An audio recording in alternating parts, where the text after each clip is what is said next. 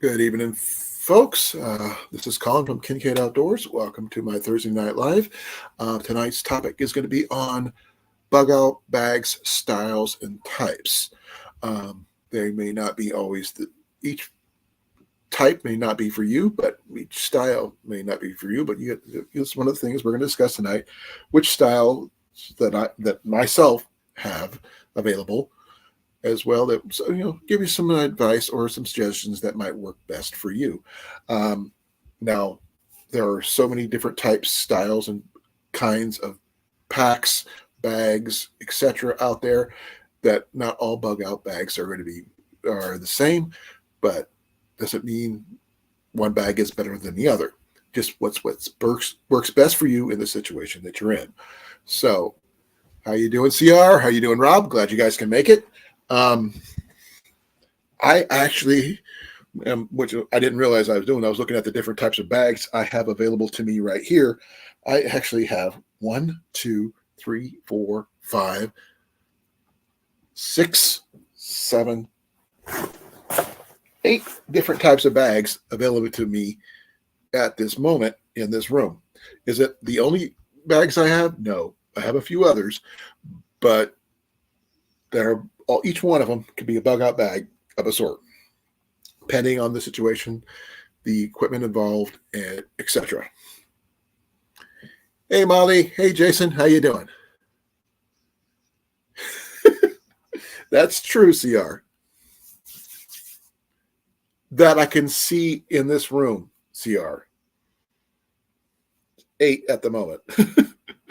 But some of them are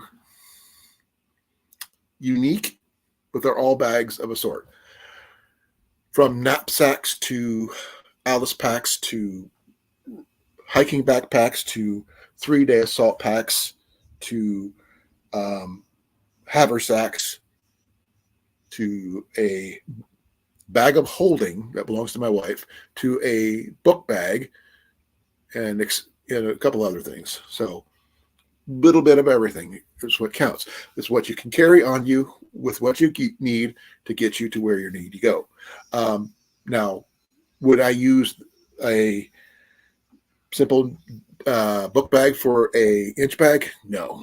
But if you had to bug out and you carried the minimal gear you needed, then that's what you got to use. It's lightweight, it's easy to carry, and keeps you up with mobility.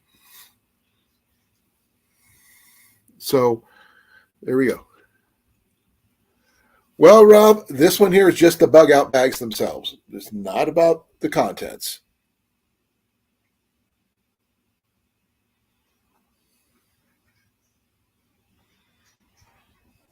These are just the bags and the different types, styles, makes, models, you name it. I'm sorry if it's a boring topic for you. I apologize. But I needed a topic. This is one I can think of. And something I can actually have the equipment of at least 8 types available. And they're all different.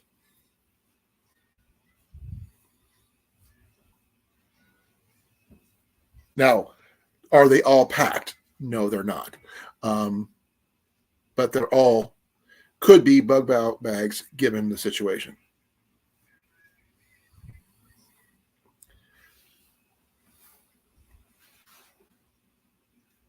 Oh, I forgot to do this. Give me a second. Did I do that? Give me a second. I did not do that yet. I did not put this out.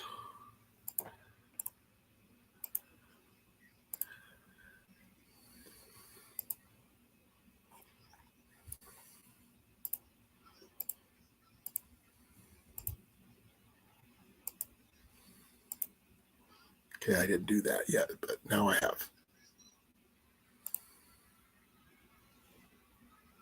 Well, I'm sorry to hear that. How is it so far for you, Molly? You guys having fun?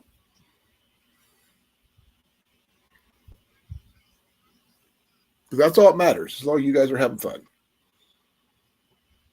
enjoying the get together, enjoying the experiences, and hopefully the weather's nice. Hey, Doug, how you doing?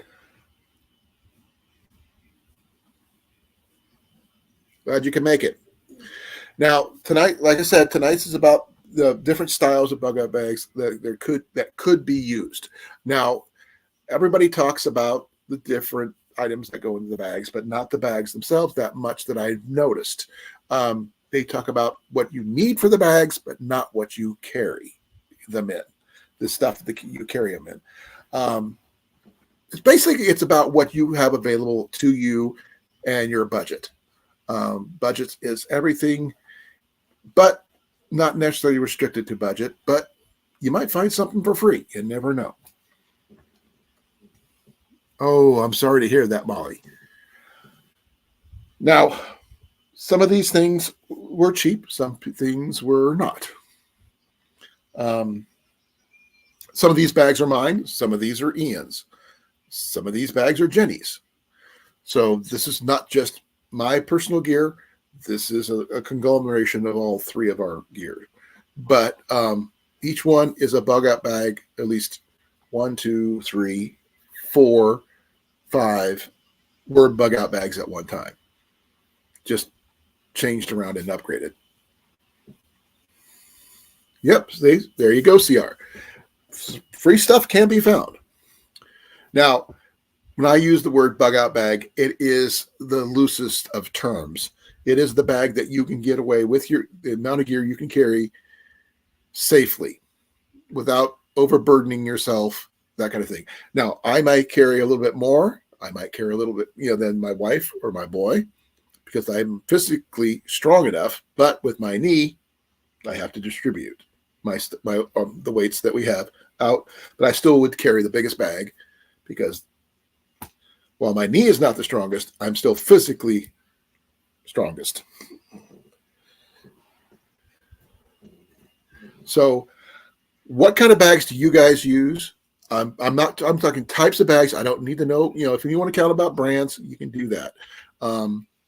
But I just, different prices and different things and that kind of thing. That's pretty cool drops. Not talking about those, but that's cool.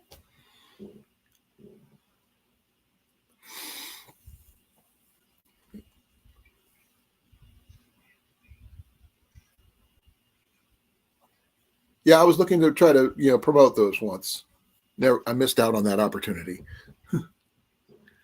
But tonight the topic is the actual bug out bags themselves, not the contents, because we've talked the C's to death for the most part.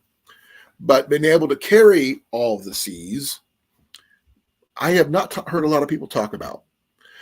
So that's what I'm bringing up tonight. So I want to hear what you guys consider a good option for a bug out bag or inch bag, whoosh bag, whatever, given your situation and the situation. And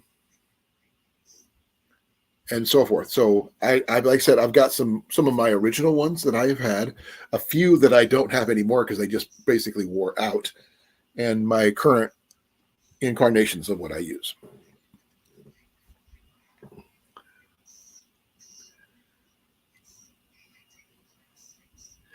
That's true, South. A rolling suitcase would count, Molly. If that's what you have to use and you can pull it, it counts. It doesn't have to be the standard military backpack if that's what you don't want to use. If that's, because everybody thinks, oh, my bug out bag is going to be, has to be tactical. Not always true.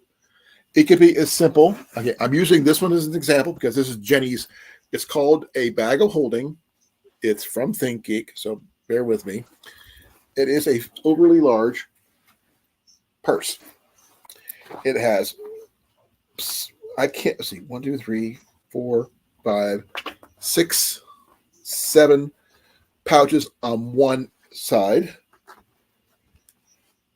an external pouch there, an external pouch there, and each one of those, that one has an extra pouch there. And this one here has, I think it has an extra pouch in there too. Yeah, it has an extra pouch here with some artificial tears. It's a pocket I missed earlier. And a gamer card for the Des Moines Treasure Seekers. Things I didn't know. And another comb. Wow. You never know. She cleaned this out.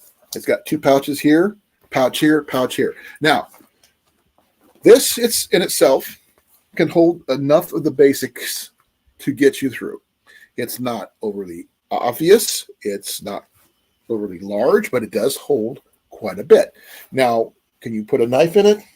Sure. I'm using a comb as an example. It'll just fit in there just like that.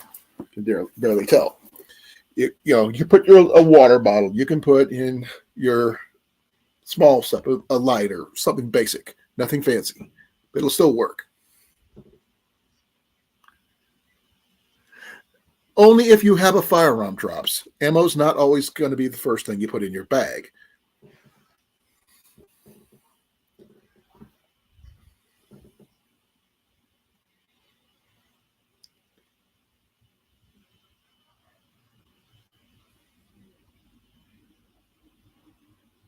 Nothing wrong with that, Doug. That works too. A 30-liter bag, if that what works for you, that's awesome. I mean, like I said, these are not standard. I mean, would this work? Yes, it would.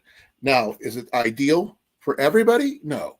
I mean, you guys have seen my bag more times than you probably care to count, but I'm not counting. It is a what brand is this again? This is a Triple E 3-day pack, tactical style. You guys have seen it. No need to talk about it. But it's got all my gear in it at the moment. But that's one style. Doesn't mean it works for everybody. It just happens to work for me at this time. Now, with this is my 3-day pack. If I'm going to go longer, I would change it out for, say, a regular backpack, which holds even more and a lot more comfortable, easier to carry. I have a hydration system compatible, that kind of thing. Now, not all these are hydration compatible. Now, Jenny, on one hand, would use this little bag of holding in conjunction with her Circle water bottle, which has a water filter built in.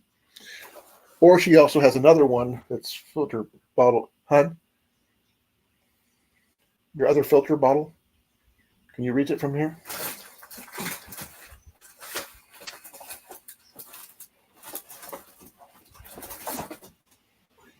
She has her other filter bottle, which is this one here, which would still fit in there and allow her to have hydration as well, but it's not overly large. It would not take up a lot of space. And since her bag's not that big, it would work. Hey, Hoga, how you doing?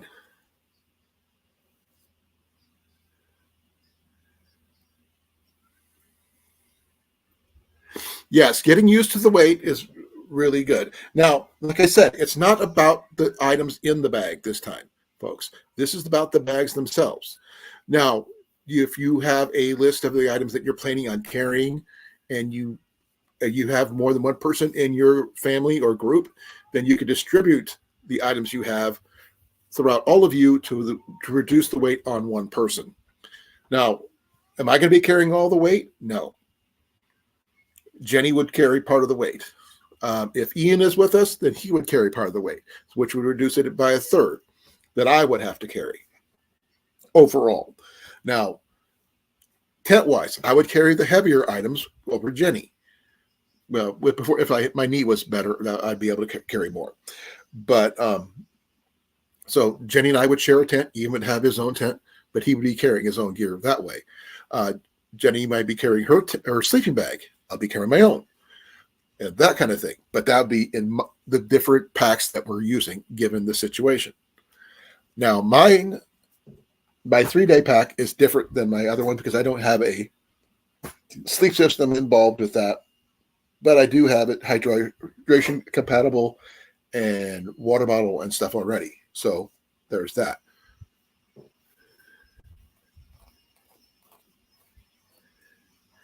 I'm not going to be doing that. Right now, my backpack would probably tip me over.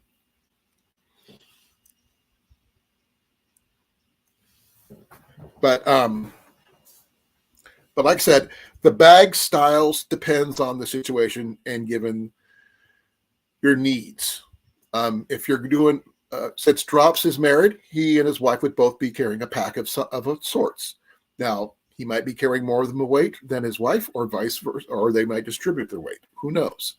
Jenny and myself, being who we are, we would do the same. Now, her pack, I do have my old backpacking pack that I will be giving to her to upgrade the backpack that I got over at the Washoe County Flea Market, to give her something a little bit more comfortable to wear that'll also withstand a little more wear and tear. But that's nothing bright, nothing fancy, but it'll work. Now, she may not want to wear that. She might want to carry a purse instead with her gear inside. Would that work to a point? Yes. But she can't carry cover in there. She cannot carry a sleep system or anything like that, or cookware. But she might carry lighters. She might carry a compass, a flashlight, and maybe even a small cook set, if she's lucky. So the thing is, that's what that would carry. Nothing major, but it'd be enough to get you by. Well, that's cool, CR. Like I said, I mean, I carry my bag with me wherever I go. Now, what styles of bags do you guys have? I've mentioned a few, from knapsacks to rucksacks to day packs to book bags to healthy backpacks. I also have one that I call my haversack, which is an old military bag, a messenger bag, which would work too. So, what do you guys use? And I mean, I can carry my bag one-handed. But like I said, a 3-day pack carries just enough to get me by. Now, does it have everything I need in it? No. But it's the bare minimum. I don't have food in it. But I have the ability to procure food with it. And has some other stuff I would carry, not in the pack, but on the pack. I also have a first aid kit, a really serious first aid kit in there, and some other stuff.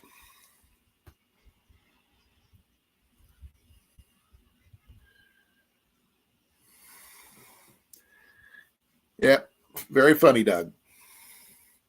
Now, let's see here. Molly says she's got a wheeled suitcase. That would definitely be an option if you can't carry that much. If you can wheel it, more power to you, because that means that's left weight you have to pull on your shoulders and your back. Now, I don't know about Rob on the road, but I know he's here. He hasn't really said much. And CR, you haven't mentioned what type of bag you have. Okay, Drops just mentioned his. A CV Life Tactical Military Army Rucksack. Yeah, that would definitely work. It doesn't have to be very fancy. I mean, it could be a military style like that, or it could be something as simple as a day pack that you get from Disney World, if they have a little, advertising pack. It doesn't necessarily also have to stand out too big, because the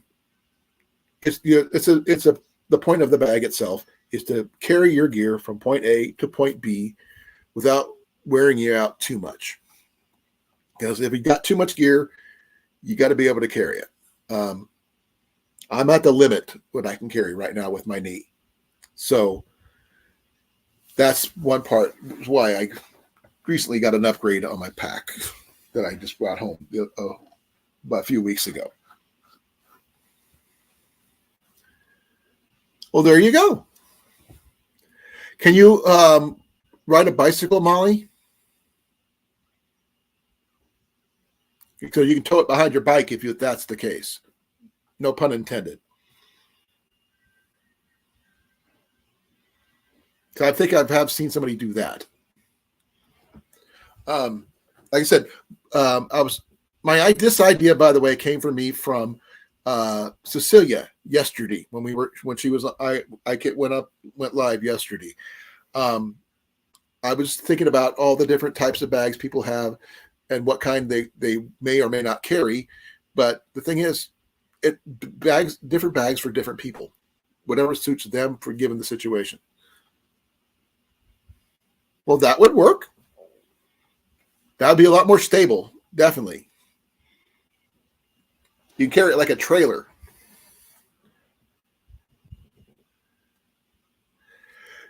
Doug, you're not wrong, as funny as that may be.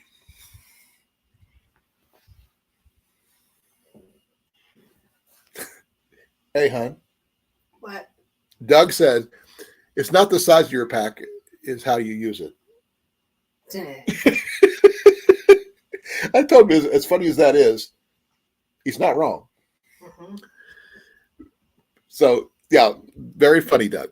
But, yeah, I mean, whether it's a Boy Scout knapsack or is it a Alice pack or like, the 60-liter pack that Drops has got, it doesn't matter as long as you carry the gear that you need and get by with for the people you have to carry, be with.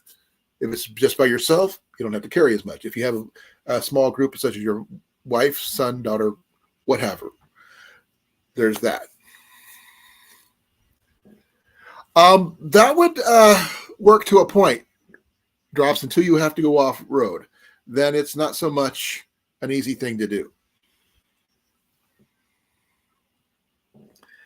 How you doing, Huga? I said hi to you when you came in. Glad you can make it.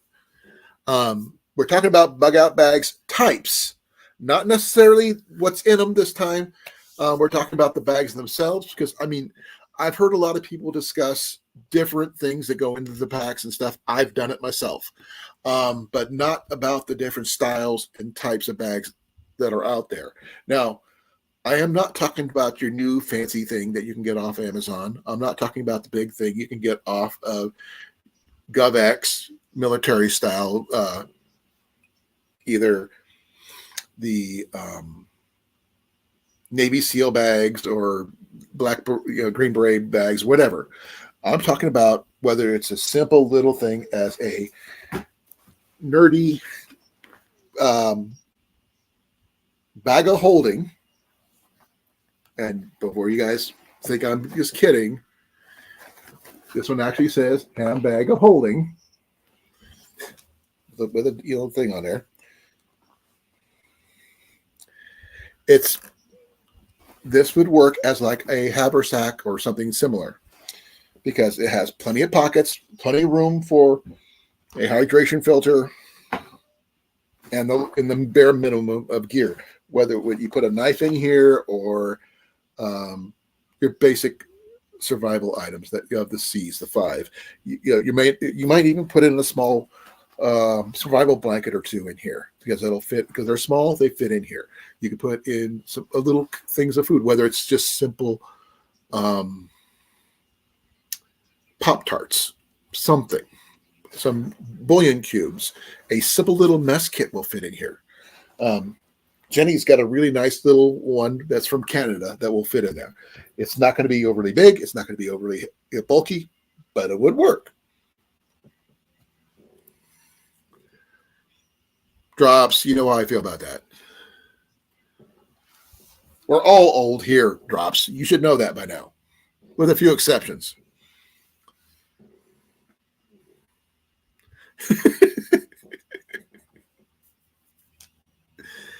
But as you guys can see, it's not all bug out bags are not the same.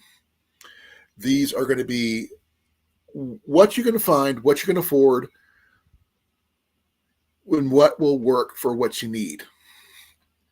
Because if you're going to say a bug out location, you're not, and you don't want to say with the distance, whatever, you can do that, but not necessarily look like you're carrying everything but the kitchen sink, or even including the kitchen sink, depending on the situation. Now, you don't have to have a 3-day assault pack or um, a regular, Celtic bike backpacking pack or whatever. It could be a simple little messenger bag, a an oversized purse. It could be a old school Boy Scout pack, a 3-day hunting pack, or even an old school Alice pack. But as long as it works for what your gear that you're carrying to get you from point A to point B, I mean, it may change depending if you're going from a bug out bag to an inch bag, but that's more of semantics and situation.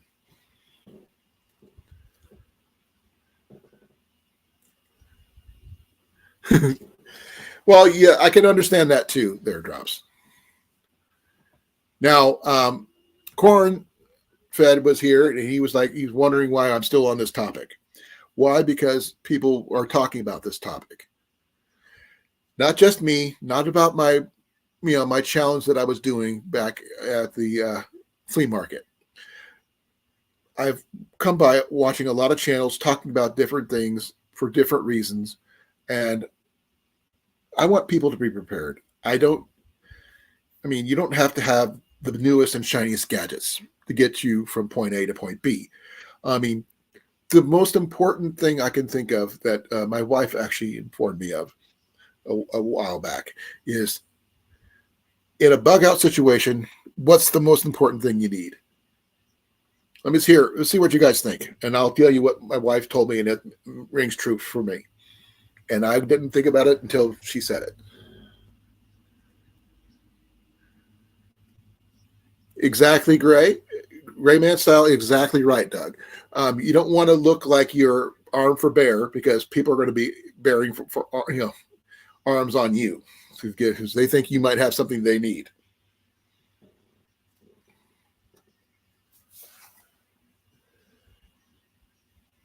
The will to keep going is very good, but that's not it, actually, surprisingly enough.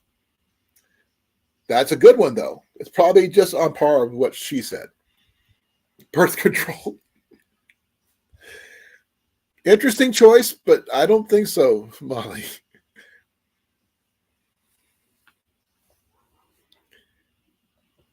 When you're bugging out, if you don't have a vehicle, what do you have to do? Water. Good choice. Probably that's on par with the other as the will, water, and footwear, folks. I'm going to say it. It's going to sound stupid, but if you can't walk to where you're going, with a minor few exceptions, Molly, as well as Cecilia, you're not going to be able to get anywhere. Unless you have a proper footwear, your feet are not going to make it. And I'm sorry to say, most people don't walk far enough every day with weight on to get used to the weight of their gear. Water is very important. That's why you have hydration deals. But if you can't walk, you can't carry your gear. Well, you do have that available, but not everybody does, Drops. But you had to move to get to that location. You didn't automatically have it. But, Doug lives in Florida, and there's lots of water there, but it's not all drinkable. But he's got to walk to be able to get to it. Just like Hike with Mike would do, as well as any other places that can do.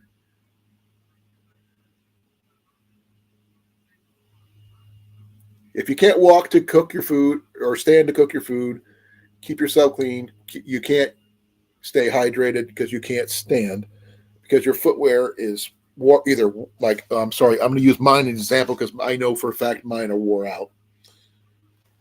This is my footwear, folks.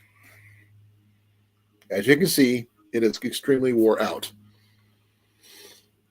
I'm in the process of trying to find new footwear because my footwear is wore out. Hey, hon, take a look at my boot. Oh, now your soul is deteriorating. I told you that. My right one, not so much. My left one, definitely.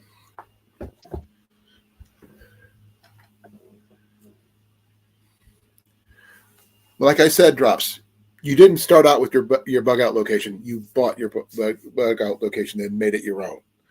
Now, this is not about that, though. This is about the bags to get you some.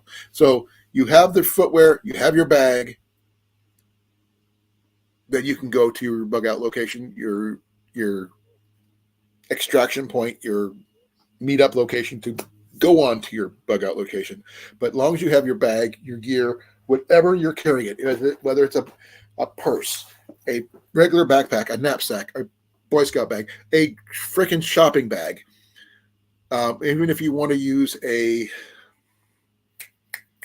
duffel bag, the military duffel bag, which we've got the shoulder straps, those all work. It's just a matter of priorities and how you pack it, obviously. But as long as you can carry your gear, it doesn't matter. I'm not a big fan of spending buku bucks for something you should be able to get you to point A to point B safely with all your gear intact without you guys dying, getting killed, or whatever due to the fact that your gear fails because you can't carry it all.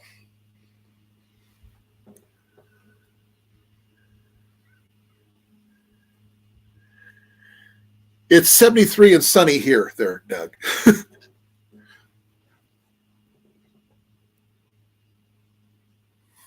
I have done that too, CR, in the military. Try doing it with a military medic bag on top of all that other gear. It's like adding another 50 pounds.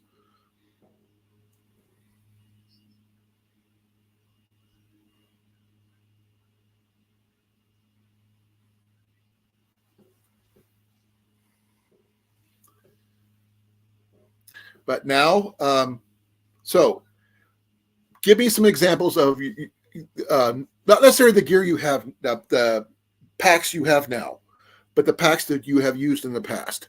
I want to see if I have anything in comparison to those here, because I do have the duffel bag with the backpack straps. I do have the Alice pack. I do have the regular hiking backpacks. I've got like 3 different types, mine and several of Ian's and Jenny's.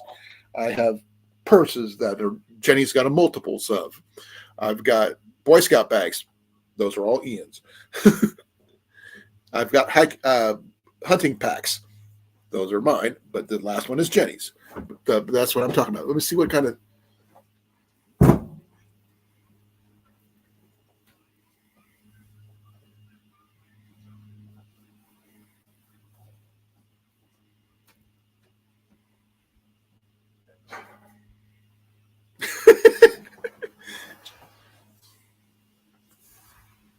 But it doesn't matter what kind of bag you use. It doesn't matter how fancy your gear is, as long as it does the job you need it to do. It could be something small, innocuous as a waist pack, like a fanny pack. If it has the basics in there, it's all that matters. If you can carry it and get you to point A to point B, that's fine. I mean, if you have a water bottle attachment, you have a knife, some kind of cover, way to start fire, and get you from point A to point B safely, presumably, then that would be the way to go. And I'm sure that Rob understands what I'm trying to get, the point I'm trying to get. Because he thinks I probably talked this one probably to death. But I'm just trying to come up from a different angle. Because I have done the gear pretty close to death, but not quite. I know there's probably some more than a few things I have not discussed. Water filtration on different types of filters. I've only got 3 kinds, so I can't really say much about that particular topic. Food acquisitions, I can't talk about trapping because I don't know how to do that. So that's not in my wheelhouse. So, and I already talked about archery probably as much as you guys want to hear. So, whether you carry a firearm or you don't, whether you carry trapping supplies or don't, is your gear carry that particular minimal items that's long as you need to get to you from where you're going, from where you are to where you're going in one piece without overexerting yourself, hurting yourself, getting yourself standing out for carrying something that people wouldn't consider. That's cool. That's all that matters. That's true. I'm not a big fan of that either. But the only thing I have hanging off my pack right now is my first aid kit, and it doesn't have any notifications on it or anything like that. That is a first aid kit.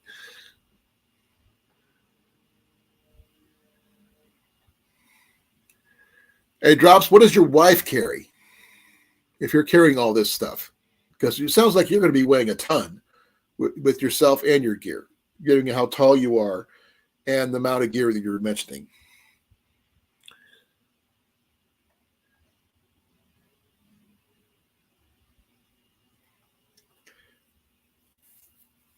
CR, you are correct in my opinion.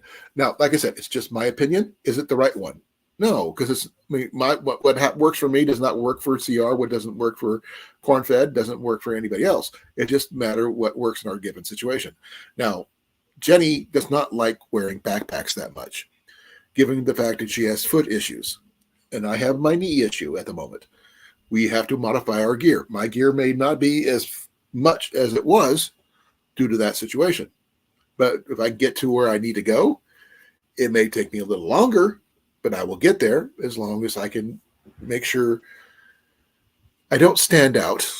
Gray man style is a thing, and people tend to look out for themselves first. So as long as you can do what you need to do. Oh crap, I was going to show you guys that and I didn't show you that. At least I don't think I did. But that's not this is not today about that. Sorry, got off topic. 411 is not a midget there, Drops.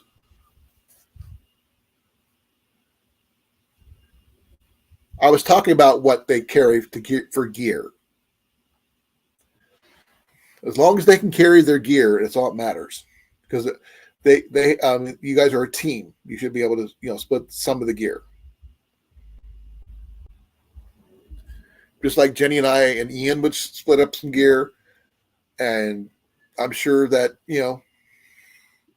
other people who have significant others or family will do the same. Even kids, which is like I said, with my boy being 18, he can carry his fair share of gear.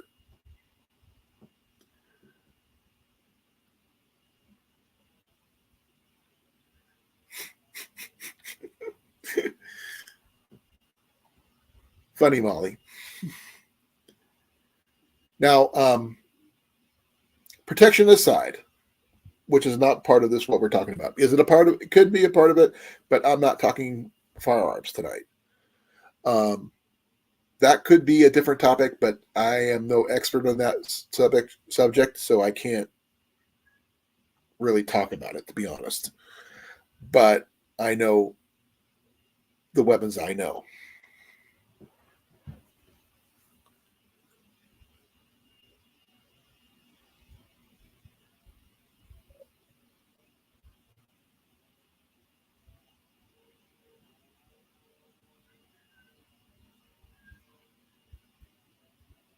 I can understand that, given this where you live at there, Doug. It all depends on your local area. I mean, that would be was on like under food procurement and things like that. A bow would be different for everybody else because that's what you're not. If you're not used to it, using it all the time, I can understand why someone might want to use a firearm instead. But bows are quiet. and you're not likely to hear an arrow hitting a target rather than a bullet hitting a target or a shot shell going off.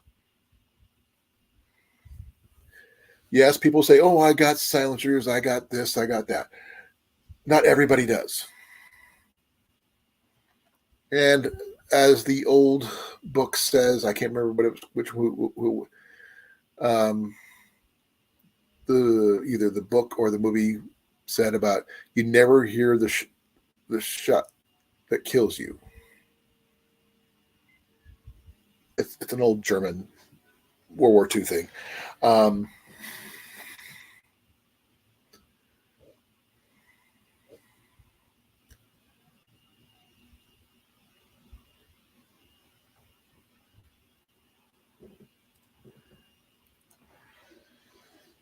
Making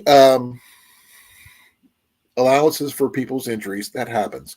I've got injuries. Jenny's got injuries. Your wife's got injuries. Things like that happen. But you got to make allowances for them to be able to help haul gear, whether it is by pulling a wagon or, which I do have a folding wagon that I can pull. Would that help? Sure.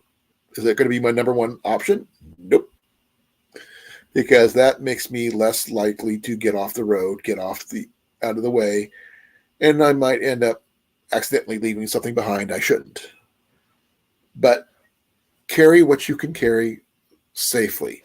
It doesn't have to be overweight. It does not have, I mean, if you want to carry everything but the kitchen sink and you think because you have to, that's one thing. If you think you need it, that's your choice too. Not mine. But I will carry what we would need to get by. And a lot of the times I usually do carry what we need. And I'm still waiting.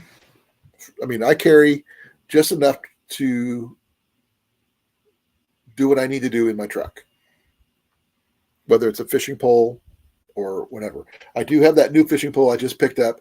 I may be discussing that more later next week under fishing poles and telescopic and otherwise for bug out situations.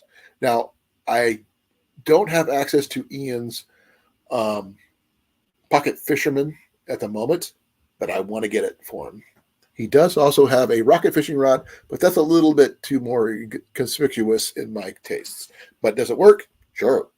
Catches fish. That's all that matters. But that's down the road. But today we're talking packs.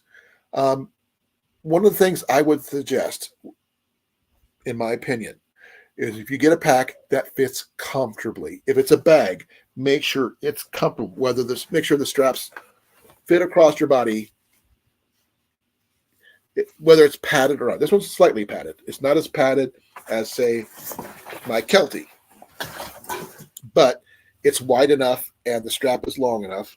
I could be even made maybe another 6 inches longer to fit across your body to distribute your weight, where you're not carrying so much all at once in one area.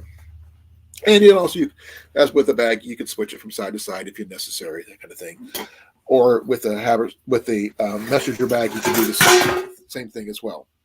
Now, my backpack that I carry daily, I can only carry it 3 ways: on my back, like normal, over my right shoulder, over my left shoulder.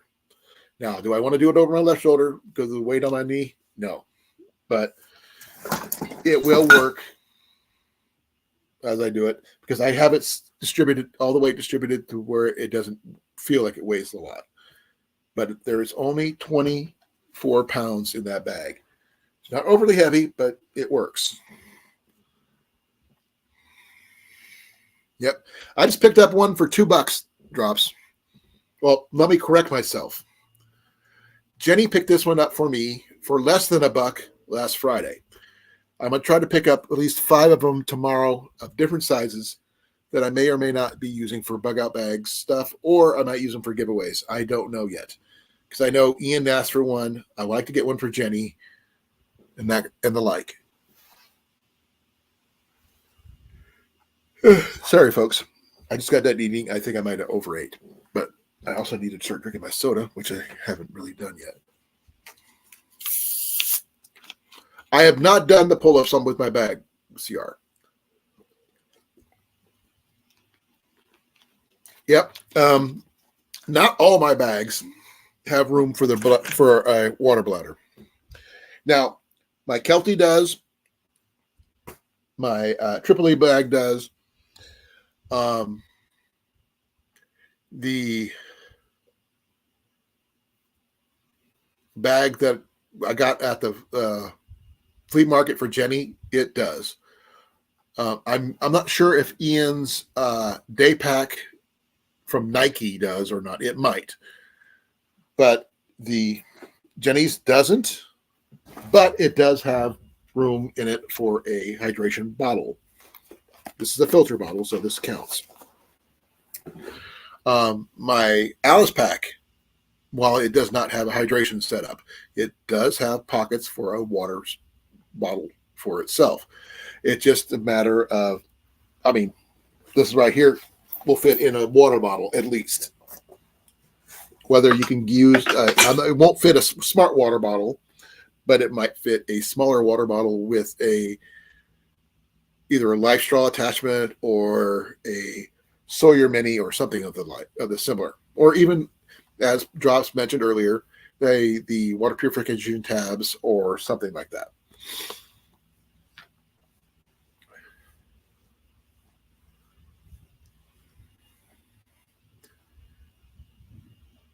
I have not done any of that, CR. That's a little bit more.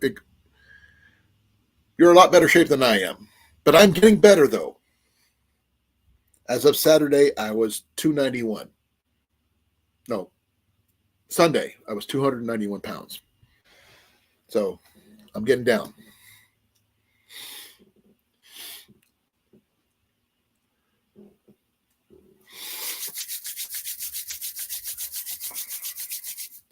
Huga, what kind of bags do you like to use, if you have any? You don't have to mention what you have, but you know what the ones you have had used in the past.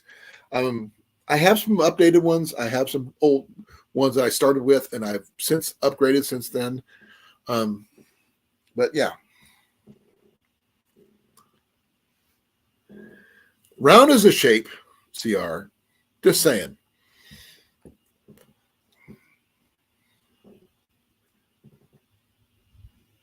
Well, Drops, I've been through some crap, and my body's wearing out.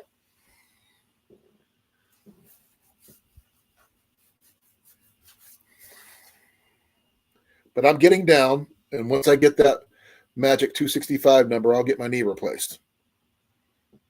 Then I'll have to adjust my gear accordingly, because according to the docs, I will have a weight limit for that knee that I will know exactly what it is. So I'm going to have to adjust my gear accordingly. Now, a lot of my gear I got because it was what I found. Is it the lightest gear? No. But you got to get the gear that you can afford and as light as you can physically afford as well. That will also fit in the bag that you have. It may not be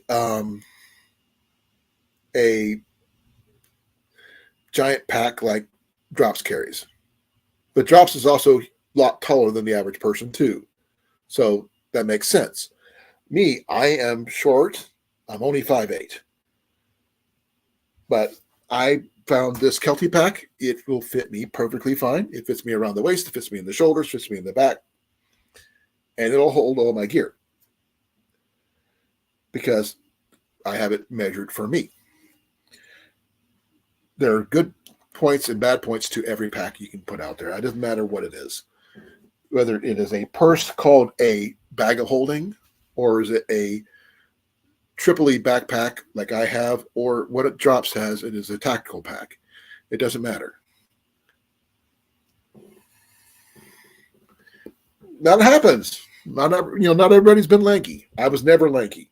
I was never tall. So it goes there. It goes to show. I wasn't always big either. When I graduated high school, I weighed 145 pounds and I was 5'6". But I gained 2 inches in height after basic due to diet and a lot of food and exercise. I didn't start gaining weight until after my first major surgery, which was my appendix being removed.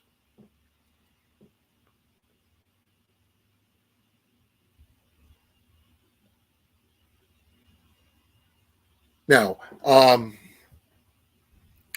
I've been talking for over 50 minutes. And does anybody have anything else they want to say, or do we want to stay on this topic? Do we want to change the topic? You guys let me know. I was never that way, Drops. I was a wiry young guy who could run fast when I was that age. I was on the state track team 4 years in a row.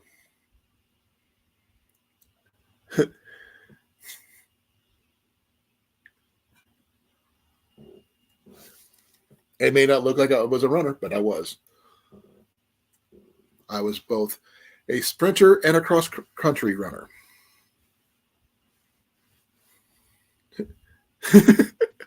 Nothing wrong with that there, Molly. I like Jello too.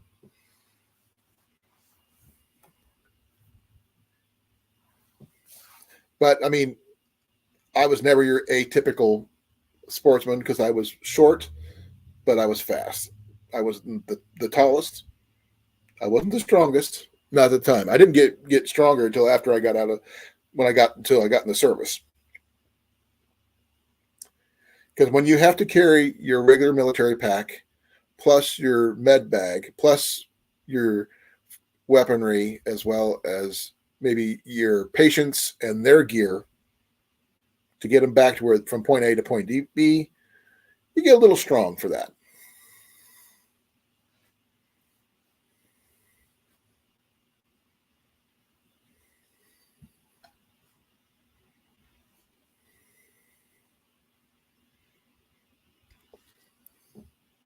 I wish I would have done archery through high school, but they didn't offer it. So we can, like I said, folks, we can stay on this topic for the next hour, or we can change it. It's up to you. I'd like to hear what your guys' opinions are of the topic so far, and if there's any information I am lacking, because I do not know it all. I do not. I know the packs that I have. I understand that I've used most of these packs with a few exceptions. Jenny's purse for one, Ian's Boy Scout pack, and Ian's Nike backpack. Never used that. But let me know, because I'm actually really curious, to be honest.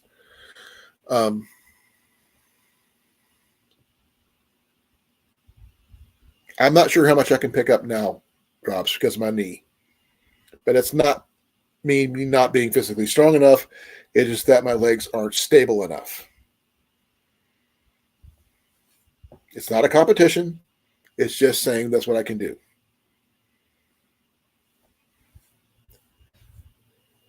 Because right now, my legal limit is 10, with my knee being what it is. So physically, I might be strong enough this way. But my legs, my base, my stability portions, there you got a limit. And I got to stick to it. But that's my limit. That's not my gear. So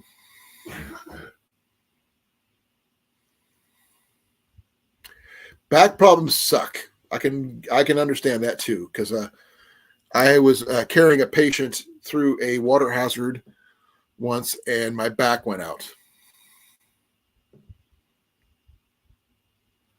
Night, Molly. Thank you for coming. Say hi to Jason for us. Tell him we miss him. Hopefully, we'll be getting in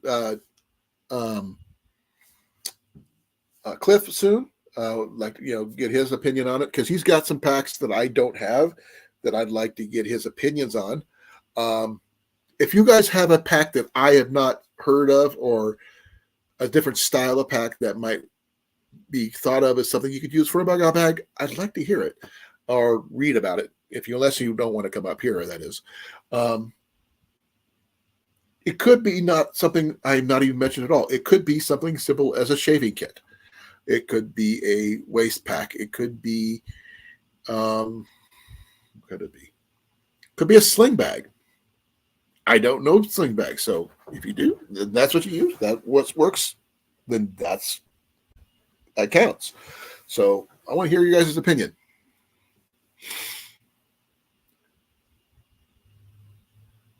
Oh, none of us feel as good as we were in our 30s there, Doug.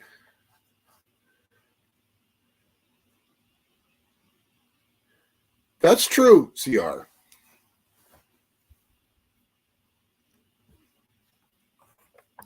Because right now, according to the rule about how much you have per your weight, I think it was.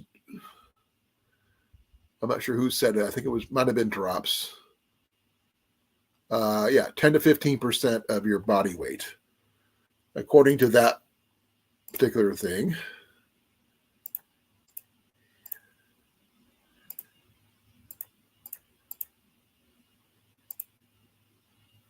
I should be handling about 43 pounds.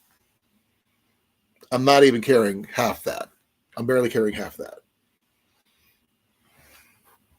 But with my knee, I can't.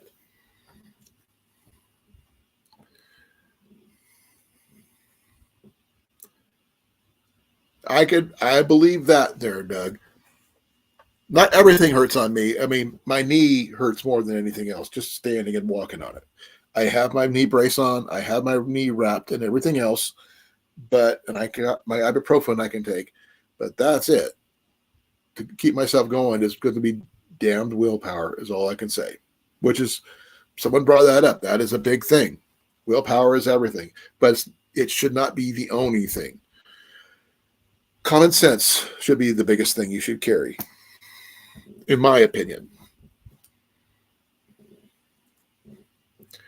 So, according to this, I should be carrying a 43 point something, 43.65, almost a 43 and a 3/4 pound bag. Now, that's including the tent, or my sleeping bag, my hydration system, my bow, my quiver, etc. Adding it all up. My bag I have currently has my cook set, my water, my stoves, my knives, and my cover, and my fire starting gear of various types. But that's in my first aid kit. That's pretty heavy, given what I carry.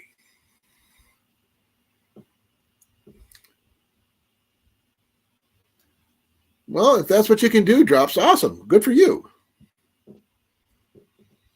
But I'm not 60. I am 56 years old.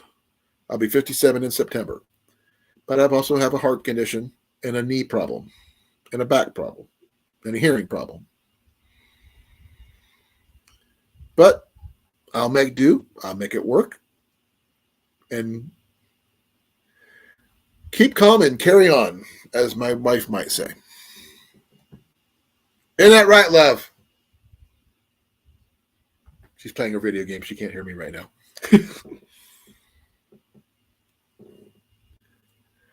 That would be a good one, Rob. If you can do that, do that. That's why we discussed on Tuesday about food procurement, whether it be by scavenging, foraging, or hunting.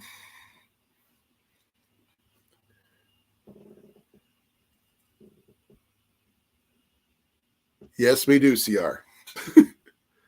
If you have a rucksack like my Alice pack, or you have the rucksack like the 60-liter pack that Drops has got.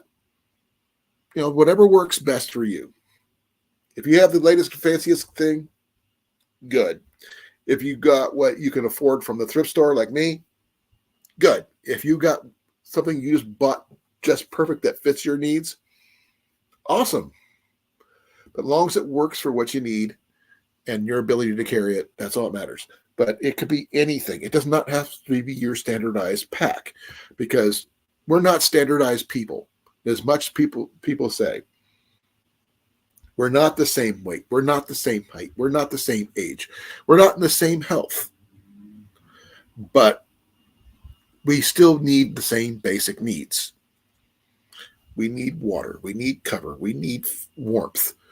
We need the ability to process for all those things, which is what we have to carry our gear in, whether it be by purse, by messenger bag, backpack, knapsack, whatever. Sling bag over your right shoulder. I don't care.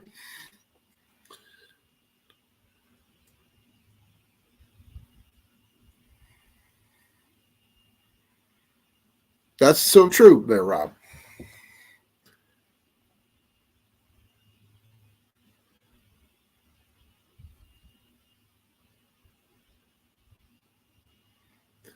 But the thing is, we all know certain things. We know how to deal with who we are, each of us.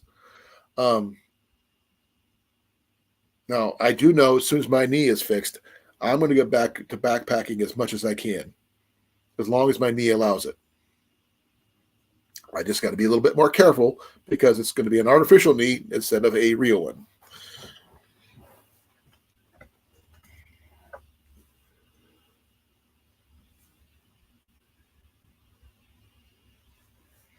Yep. Everything's all depending on the situation. CR is like up in Canada. His situation is different than Rob's, which is different than, say, Doug's down in Florida, mine out in Iowa, Drops down in Arkansas, etc. Or even Rob's in Des Moines, which I still say the fact that Des Moines has a foraging rule in there on the books, it's just amazing. I'm not sure if Rob, if you knew that, but it is really freaking cool, corn fed. So please check that out. It is an awesome thing to know. But right now, I think it's just our best to support each other. Make sure that if we can help somebody make a good choice for who they are, what they do, and what they can afford,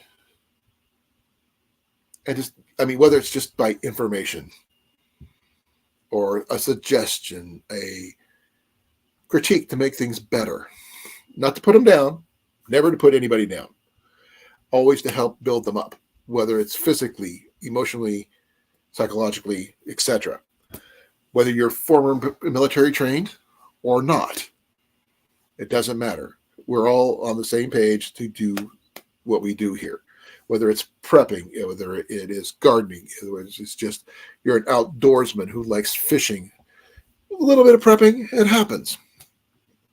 But we're trying to make the best of everything. So that's my opinion. Pick or leave it with a grain of salt. That's what I got.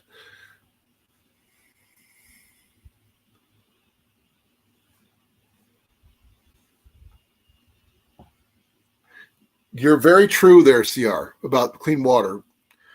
Finding clean water is going to be a chore. Matter whether it's a tornado, whether it's a hurricane, whether it's an earthquake for that matter, depending on where you're located at. If you're somewhere in California where they're prone to quakes, that might be an issue. But natural disasters may put the kibosh on what your ideal situation is.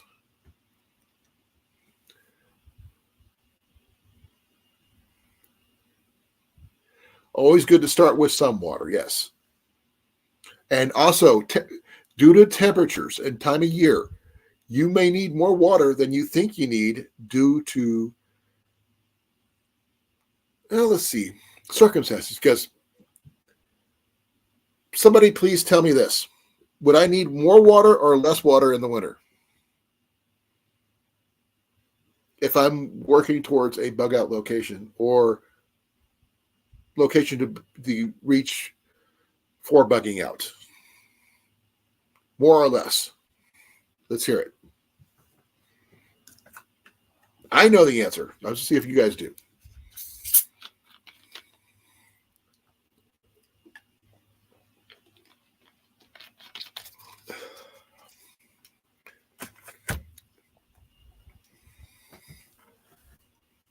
I put the question forth, folks. Let's see what you come up with.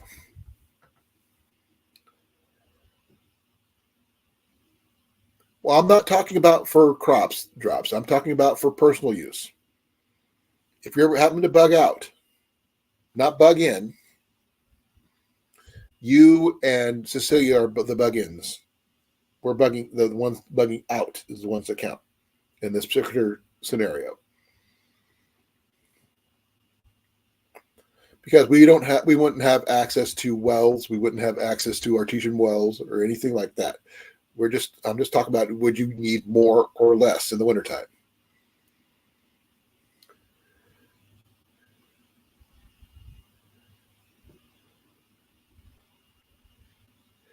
It's all the salt water, isn't it, Doug?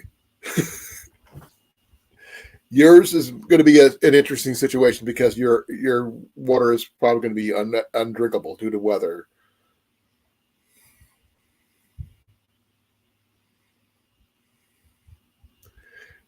More is a good answer. Do you know why? Hey, Gunner, how you doing? Okay, in a bug out situation in the wintertime, would you need more or less water to drink, carry along with you in a bug out situation?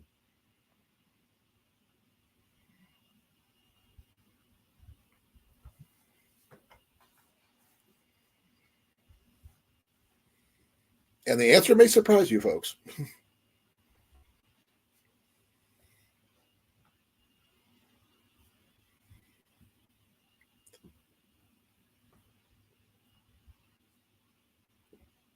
Yep, so far, Drops and Doug both have the right answer.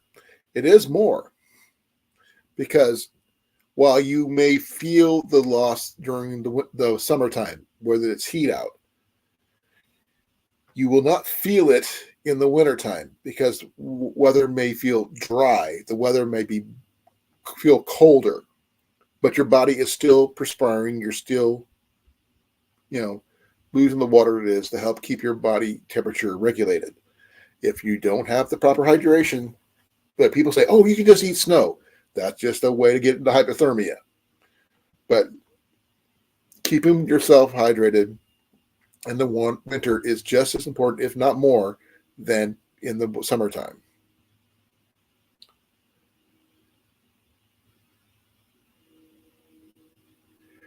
Only to a point, Drops.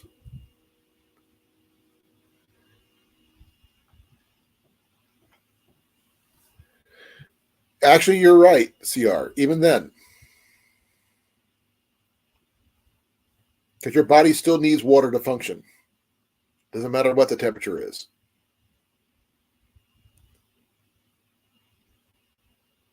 No, Drops. Because your water it's water permeable but not soluble.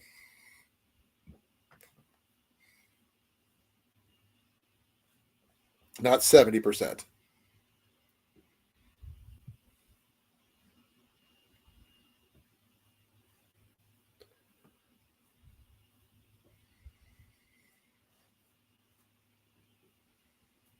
That's why your fingers, after being submerged in water, prune up.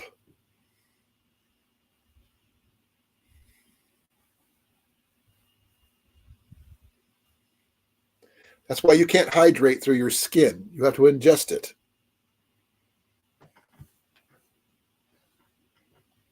It's like a one-way valve, Drops. You can't absorb water through your skin to hydrate yourself. You can't.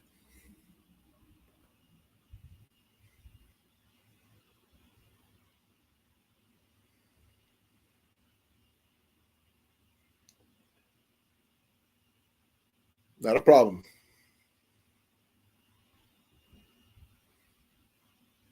Because I can put my hand in a tub of water doesn't mean I'm going to get hydrated from it. All it's going to do is prune up my arm.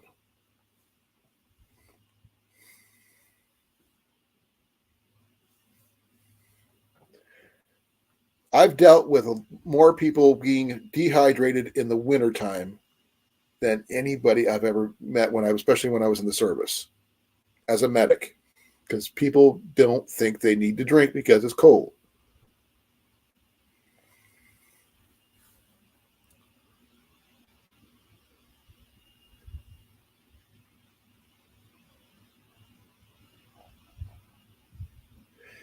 Not enough to keep you hydrated, drops. You need to intake physical liquid water.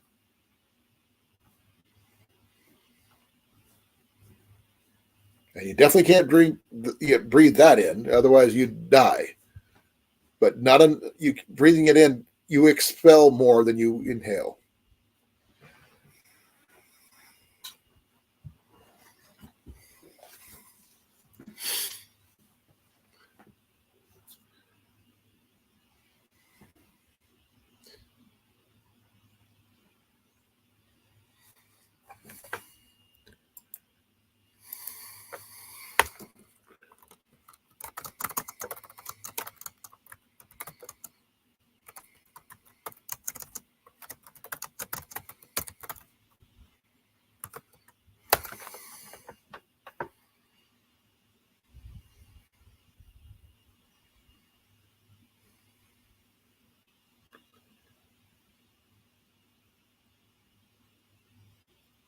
Okay, according to Ohio Health, your body uses more water to breathe.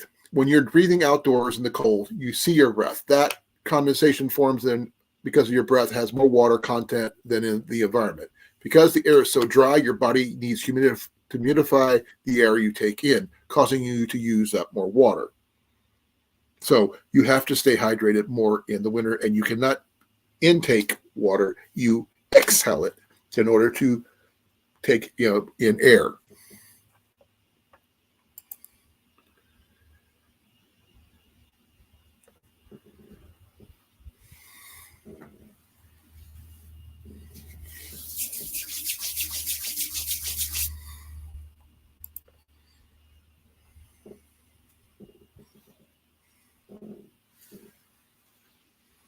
Now, it's really interesting that people think that we're not fish, folks. I don't care what Drop says with his gills, or he could be, Kevin Costner's Mariner from Waterworld. But we exhale more water vapor every day than we take in.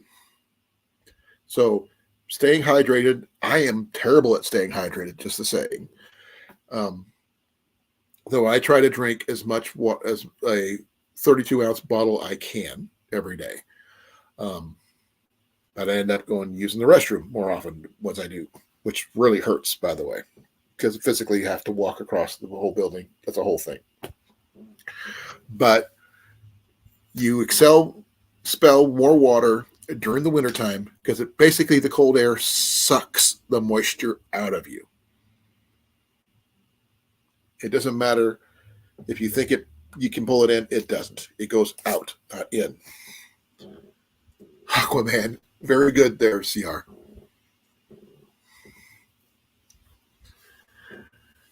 So please be careful, especially I know it's coming into wintertime in some places such as Australia, but here in North America, it is coming into summer.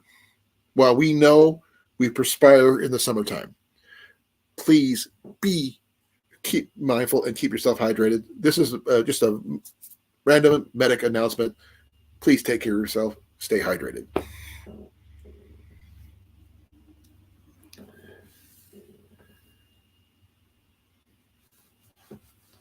Guys, a water weight. Exactly, Air Gunner.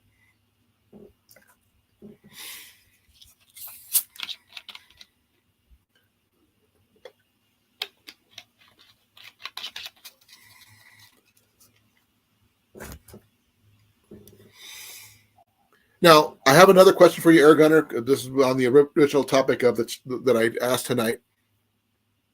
I was asking you about bug out bags. What kind do you like to use, or what have you used in the past? I mentioned quite a few different styles and things like that and what they're used for. CR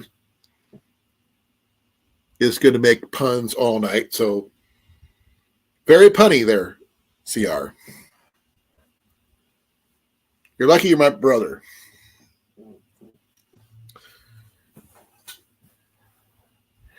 But I might talk about hydration for a while, just because it's a good thing to talk about anyway. What do you got there?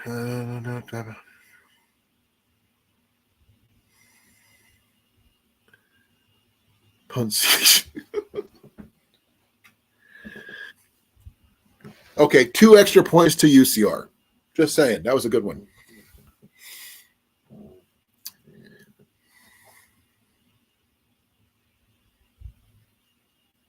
Well, he's Aquaman. It wouldn't matter.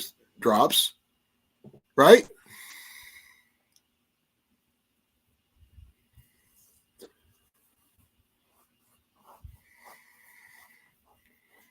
Unless he's the Flash, then he can run on water.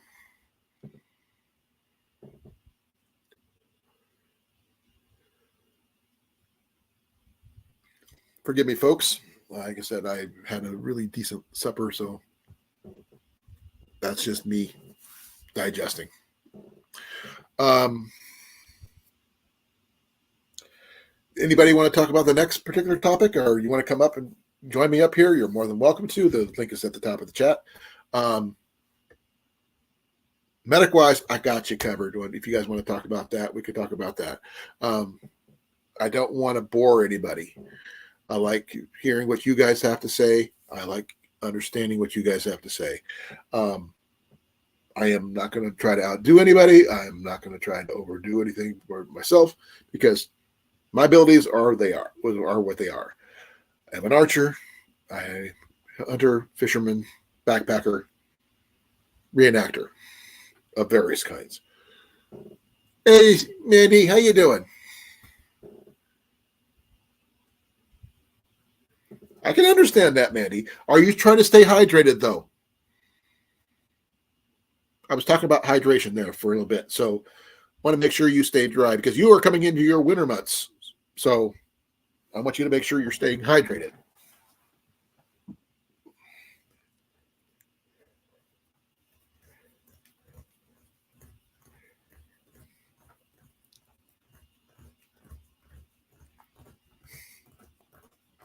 I understand that. I was in during the Gulf War, so good for you, Mandy.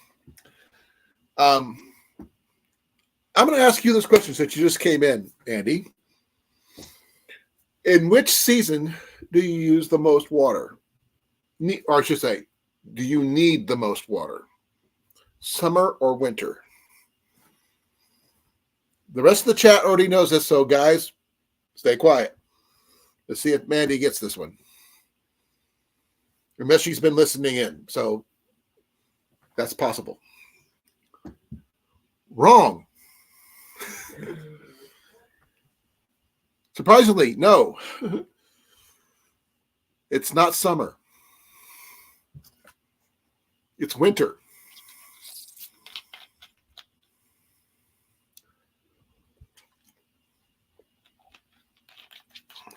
While you do have to, stay hydrated, it's not where you use the most water.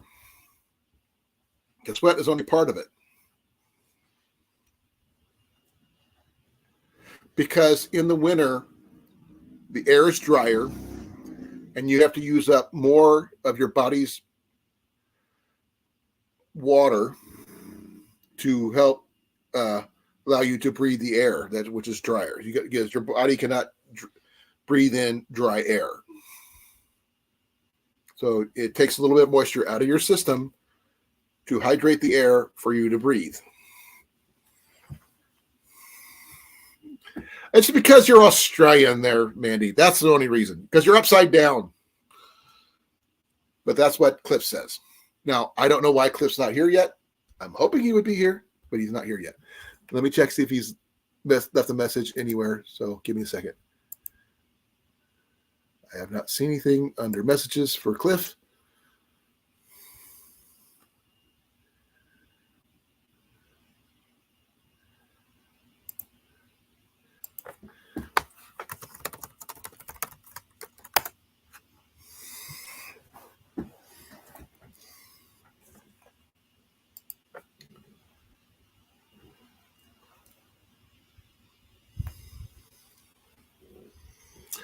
Now, I mean, yours still might be a little bit different since you are in Australia, and I'm not sure what the conditions of your continent that you're on. So,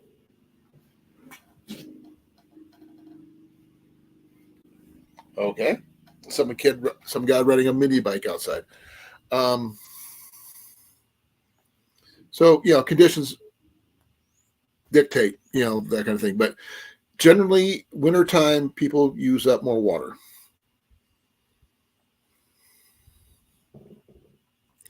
And the thing is, because you don't realize it's happening, you end up dehydrating faster in the wintertime than you do in the summertime.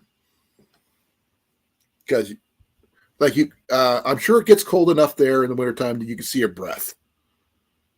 Because if it's like any places in the desert, you can see your breath at night. Like even in Albuquerque, New Mexico, you can see your breath at night.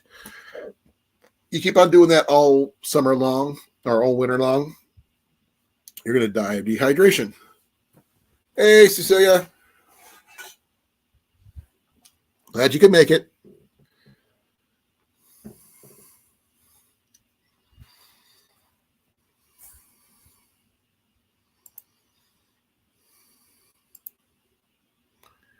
I don't know where Cliff is. Usually he's here by now. I don't know if he was live with Molly yesterday or not, so I can't answer.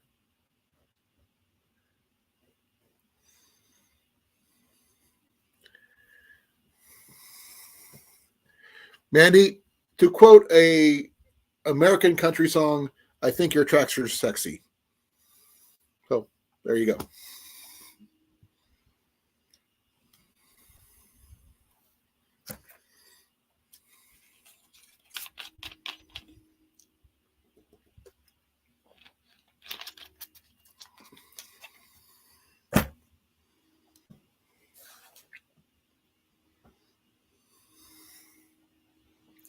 And for those people who didn't know yet, I have reached my milestone of my second pay grade for YouTube. So I get paid this month. Hey.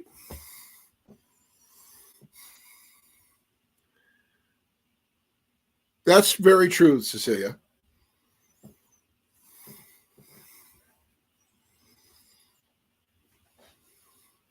Now, the original topic, Cecilia, was on bug out bags themselves, not the contents, but the bug out bags themselves.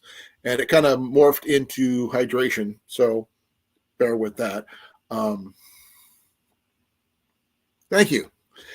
It has not been dispersed yet. That will be dispersed in probably about another 6 to 8 days, another week or so. So hopefully soon. I got to check something real quick. Give me a second. CTT. TT.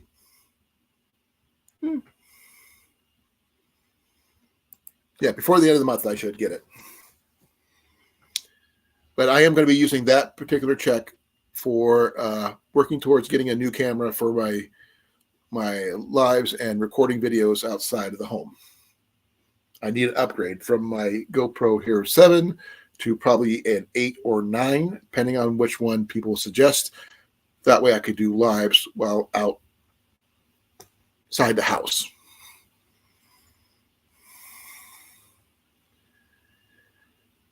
Cecilia, a bug out bag does not necessarily have to be overly big. It just has to carry the basics. And some of the basics, like you, and anybody else who has medication, must include those as well.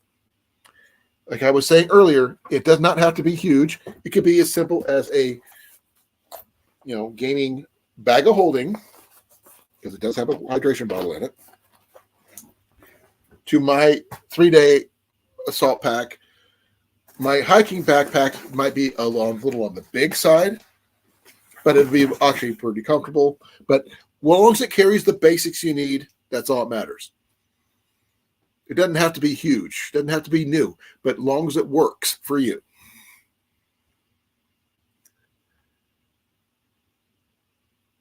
No, it's not that, Cecilia.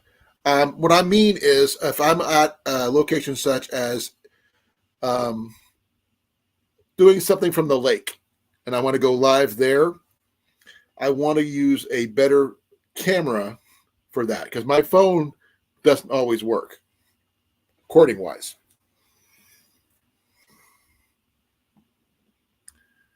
Nothing wrong with a small school bag. If it carries your essentials that you need, that's all that matters. As long as you're able to carry it. That's the biggest issue. You got to be able to carry what you got. As Drop said, 10 to 15% of your body weight, total body weight, is what you should be carrying. If it's more than that, then you may have to adjust. According to my weight and everything, I should be carrying about a 44-pound bag. But that's it. Jenny's probably around, I don't even want to speculate her, so she might kill me. I'm going to say, let's see here, about 190.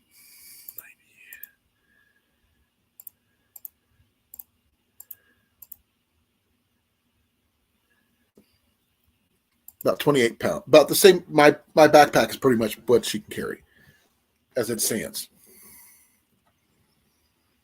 Exactly, CR. But you may have to adjust your needs, Cecilia. Now, the only thing mine doesn't carry a lot of is food.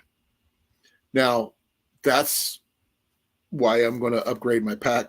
The day pack is going to be different from my bug out bag, which is going to be different from my regular backpacking backpack. And Jenny's is going to be the same thing. But we're just going to go according to your needs and what you can actually physically carry.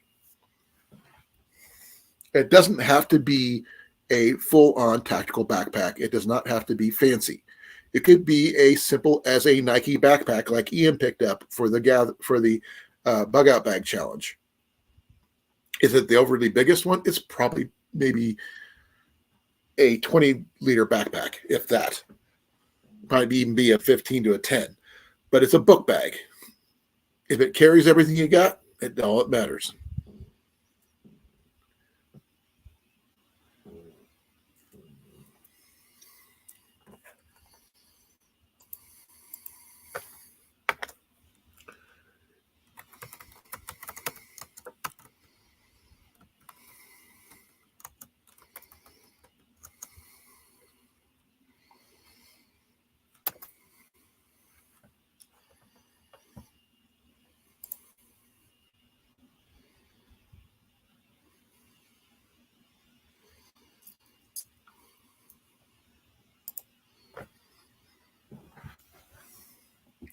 Like I said, this is Jenny's.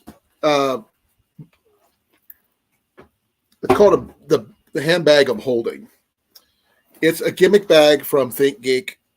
It has tons of room. It can carry a knife. It can carry a small cook set. It could carry a little bag of string, what have you,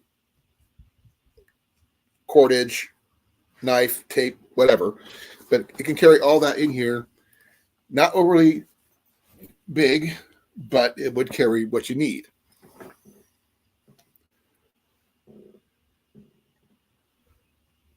Well, how much pots do you need? I mean, if you're just carrying a simple cook set, like Jenny's little Canadian one that I got for her, she doesn't need much. Just like mine's a little bit more of the long-term one because it's a stainless steel pot from MSR. But the reason I carry that because it's what I can afford, and it's actually large enough to feed more than one person.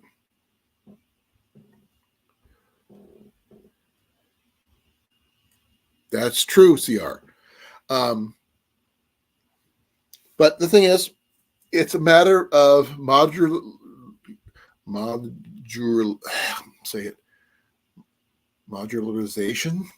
Please forgive my pronunciation because my tongue wants to say one thing, my mind is hearing it, but saying it doesn't want to work. But making sure compartmentalization, that's probably what's going to be more appropriate. Making sure that you can fit everything you need where you can find it in your bag, that you can also physically carry. If you can't carry it, do you need it? If you really can't live without it, then you got to figure out something else. I mean, whether you change the type of thing you are carrying, change the design or plan that you're trying to carry, whether it's food wise or whatever. I'm going to be doing the same thing. I'm going to probably go through my gear about 50 million times before I actually ever need it. Will I be 100% right? It will have to be by the time I need it. What my hope is I never need it. But that's what we got. Simple cook set works. It's nothing fancy. I mean, I'm sure you guys have seen the cook set I showed you that I got for Jenny. It's a copycat Canadian set from, I think it's called Mr. Camp or something like that, from Canada. It looks like a Boy Scout cook set. It could be a Girl Scout one. I don't know. But it is what it is. Yeah, you don't need much. The only thing I would suggest, beef bouillon cubes and chicken bouillon cubes are lightweight, carry a lot of calories, and you can, make a lot of differences with those things. And sugar packets, salt packets, what have you. But that's for contents of another day. I'm not talking about bug out food. If somebody wants me to talk about that, we can leave up comments after in the comments below this live after the live shuts down. If you want to think we should talk about it next time, I'm more than welcome to bring that up at a different time, because I'll give me some time to go research that particular topic.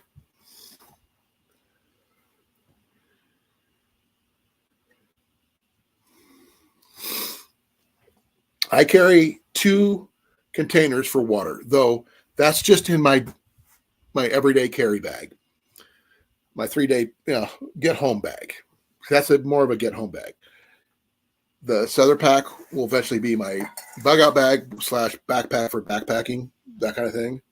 But it'll have my tent, my sleeping bag, and an extra knives, that kind of thing. Extra fire kit, extra first aid kit, those kind of things. But that's what that has. Okay, is that like one of those 5-gallon water jugs, folding jugs, Cecilia? Or you can get something like a beef free that like Cliff has.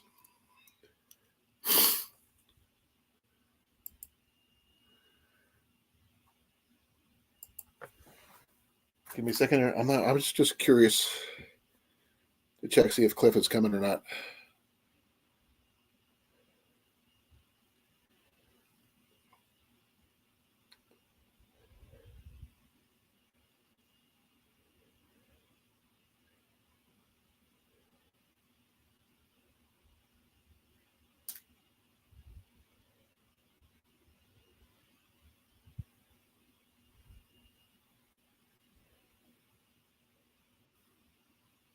Oh, somebody just popped up. Let's see who it is. Hey, Drops, how you doing? Wow, your beard has gotten long. Yeah, it is. You okay? Oh, you're adjusting your camera. Okay.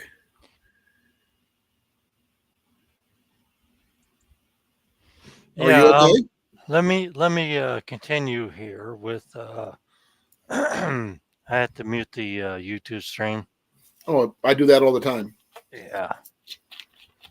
So I'm kind of lanky guy, and I'm pretty tall and all this stuff, and you know, but I think I just redid it again. Got a delay on it. That's fine. Yeah, I did. Okay, let me do it in real time. There we go.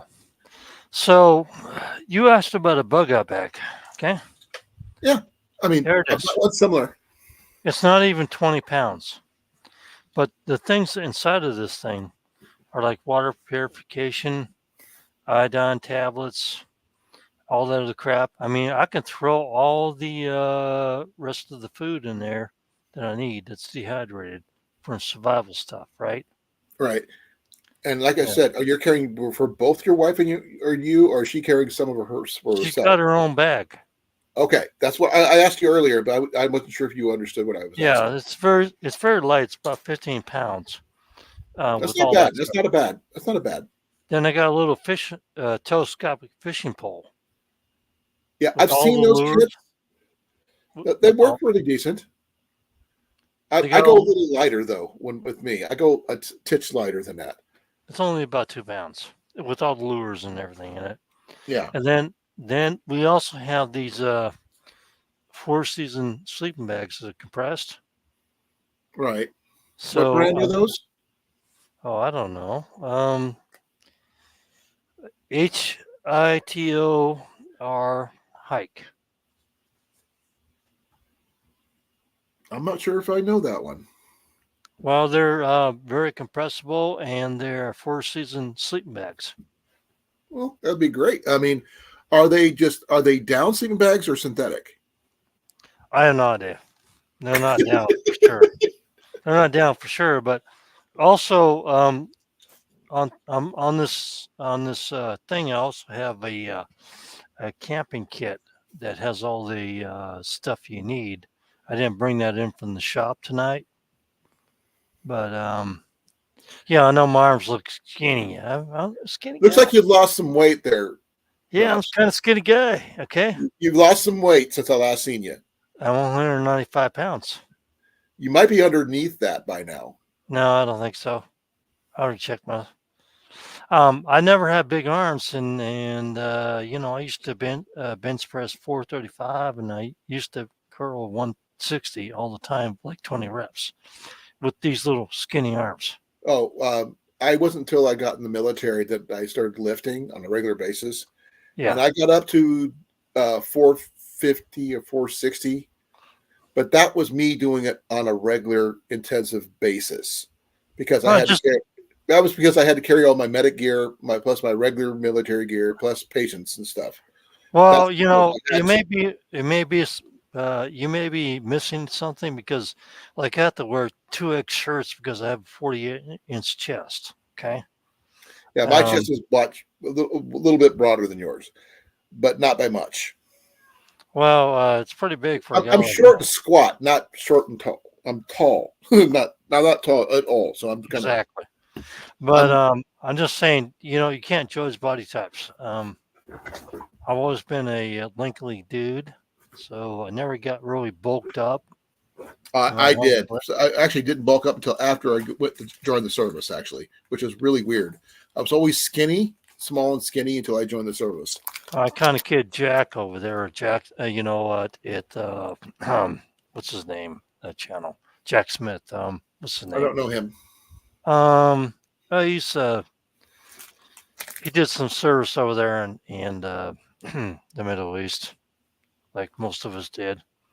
And I still can pick up 300 pounds, so I don't feel like a wimp. You know Oh, what I'm saying? I was one thing I wouldn't want you to try to pick up like I did, which was detrimental to me really badly, was carrying a patient through chest high water with all their gear You and know, my gear. a lot of people don't know this, but when you try to pick up somebody, they weigh a lot. You have it's back problems later on. Oh, I do. Oh no, he's here. Now No, no, here's the newest addition to my kit. yeah, This is a 5'6" rod. It doesn't have to be huge, right. lengthwise. Guess how No, much you pay for it? I'm just saying when you were doing the EMT or CNA or stuff like that, or what you did in the service, because I understand that, because one of my great uncles was actually a corpsman in the service. Okay, and picking up weight can really weigh on your back later Oh, on. my back literally went out in one of my training sessions, and my instructor heard it from over 10 feet away. Crackle, snap, pop. Right? It was a loud pop, and I remained standing because I had the head of my patient, and I was above, trying to keep my patient's head above water.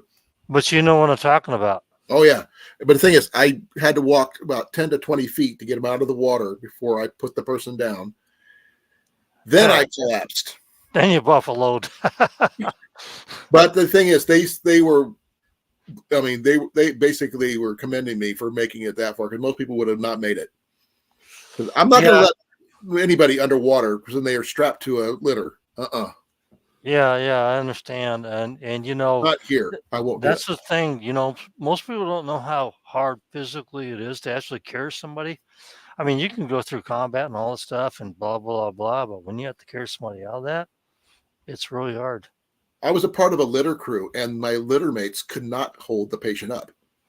Yeah, I didn't give up. Yeah, I know. That's what I was saying. I commend you for that. No, thank you. Because it's hard. That's medics are. I mean, when I joined the medics, I didn't realize how bad it was. Physically strenuous the activity was. You hear about it, thinking, "Oh, you don't have to worry about getting shot." Oh, hell no! Yeah, right. You are one of the first people they shoot at, not the last. They shoot at you first. I mean, you ever been over to Afghanistan, Iraq? No, I was never over there, because I was in during the Gulf War, not the. That was way earlier. Yeah, that was way earlier. Give me a break. That was after I got out, not before. Give me a break. They were shooting at us over there in Afghanistan before the Gulf War started. But the thing is, I was in during the Gulf, not, that's I know.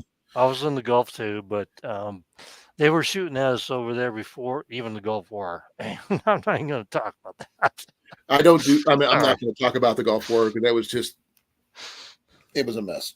I've heard a lot of crap from people that don't know crap, and I remember when the XL got so effed up, he fell in the water over there in Korea, and I had to fish him up. But I laughed for 2 minutes before I did it, and then took him off the ship like two days later after he. I don't want to rehash what I saw.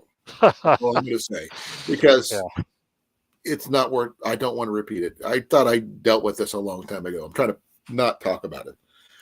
Yeah. Okay. So, but on the topic of your bags, how much is your bag? Is just a simple tactical pack, right? Well, yeah, it's a tactical pack. I mean, we'll look at it again, but it's not so much. You can't go gray with that one, because of the camel. Yeah, it's actually camel. So but the thing is, you're trying not to stand out in a situation. Well, when you want to stand out, you go in town. If you don't want to stand out, you just kind of hide in the woods and run around with it, right? Well, mine is a solid green khaki pack. Khaki kind of can blend into the background a little bit. Camouflage, sorry, in an urban situation, stands out like a sore thumb. Yeah, if you want to go into the woods and hide, you can use something like that. I mean, a khaki like this blends in. A black backpack blends in. A gray backpack way blends in. They go literally gray.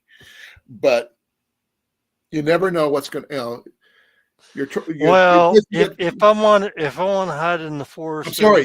With your height, you cannot hide. Oh, I can hide pretty good. Not going through the city, because your height. The difference between you and your wife's height, it's like Mutt and Jeff. I'm sorry, not going to happen. You guys can. Yeah, well, she's kind of short, but if I'm going to hide, I'm going to hide around the city, and I'm going to sit there in my camels. You're not wrong, Cliff. You might, if you can use two different types of packs, then do it, because you want to make it look like you have nothing when you're in the city. Well, you want to make look like you're poor and you're begging for food. Okay, so you Exactly. want to have another bag and another set of clothes, and you look baggy and it's got holes in it and everything else, and you just want to go ahead and hide and blend into things. Like I have nothing and I want food. I have nothing you need. Well, exactly. But that's the thing. What it is, and but if you don't want to hide, you want to hide in the forest. You want to have something like the camelback. Well, it doesn't Of course, necessarily have to be camo. Okay, I'm gonna use this is my backpack that I plan on using in a bug out situation. It's gonna look weird. Yes, it is red, yeah. but it does it will have a rain cover that is going to be a more natural color. You know what? If it looks puffed up, you're gonna get robbed on the road. Yep, I'm not going to be on a road. I'm not going. That's the farthest last place I'm going to be. Okay, well, look at it this way: when you walk into a shelter where they give you food and all this Oh stuff, no. Okay, who says I'm going to a shelter? I would it's say gonna that's look the like last a place I want to go. Robin Hood case. Robbing the hood. Okay. Yeah, no, that's Sorry. not me though. No, it's a Robin the Hood. You want to look as poor and as desolate as you can when you walk into these places and get food. And when you walk out, you want to make sure you change it out Right. and hide and blend into the forest to be a gray man. If you're not a gray man, when you walk into the forest, you're in trouble. Well, you got to be a great person. You end up just going to be not gender specific or whatever. But yeah, you try not to stand out.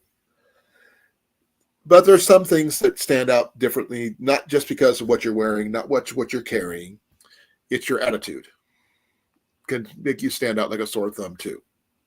Do not feel.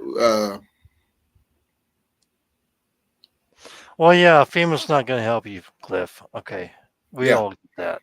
Um, the only people they're going to help is the UN soldiers they're bringing across the border, and I'm not going to tell you about that because it's and yes, Cecilia, you're not wrong about great things come in small packages. She's small yeah, too.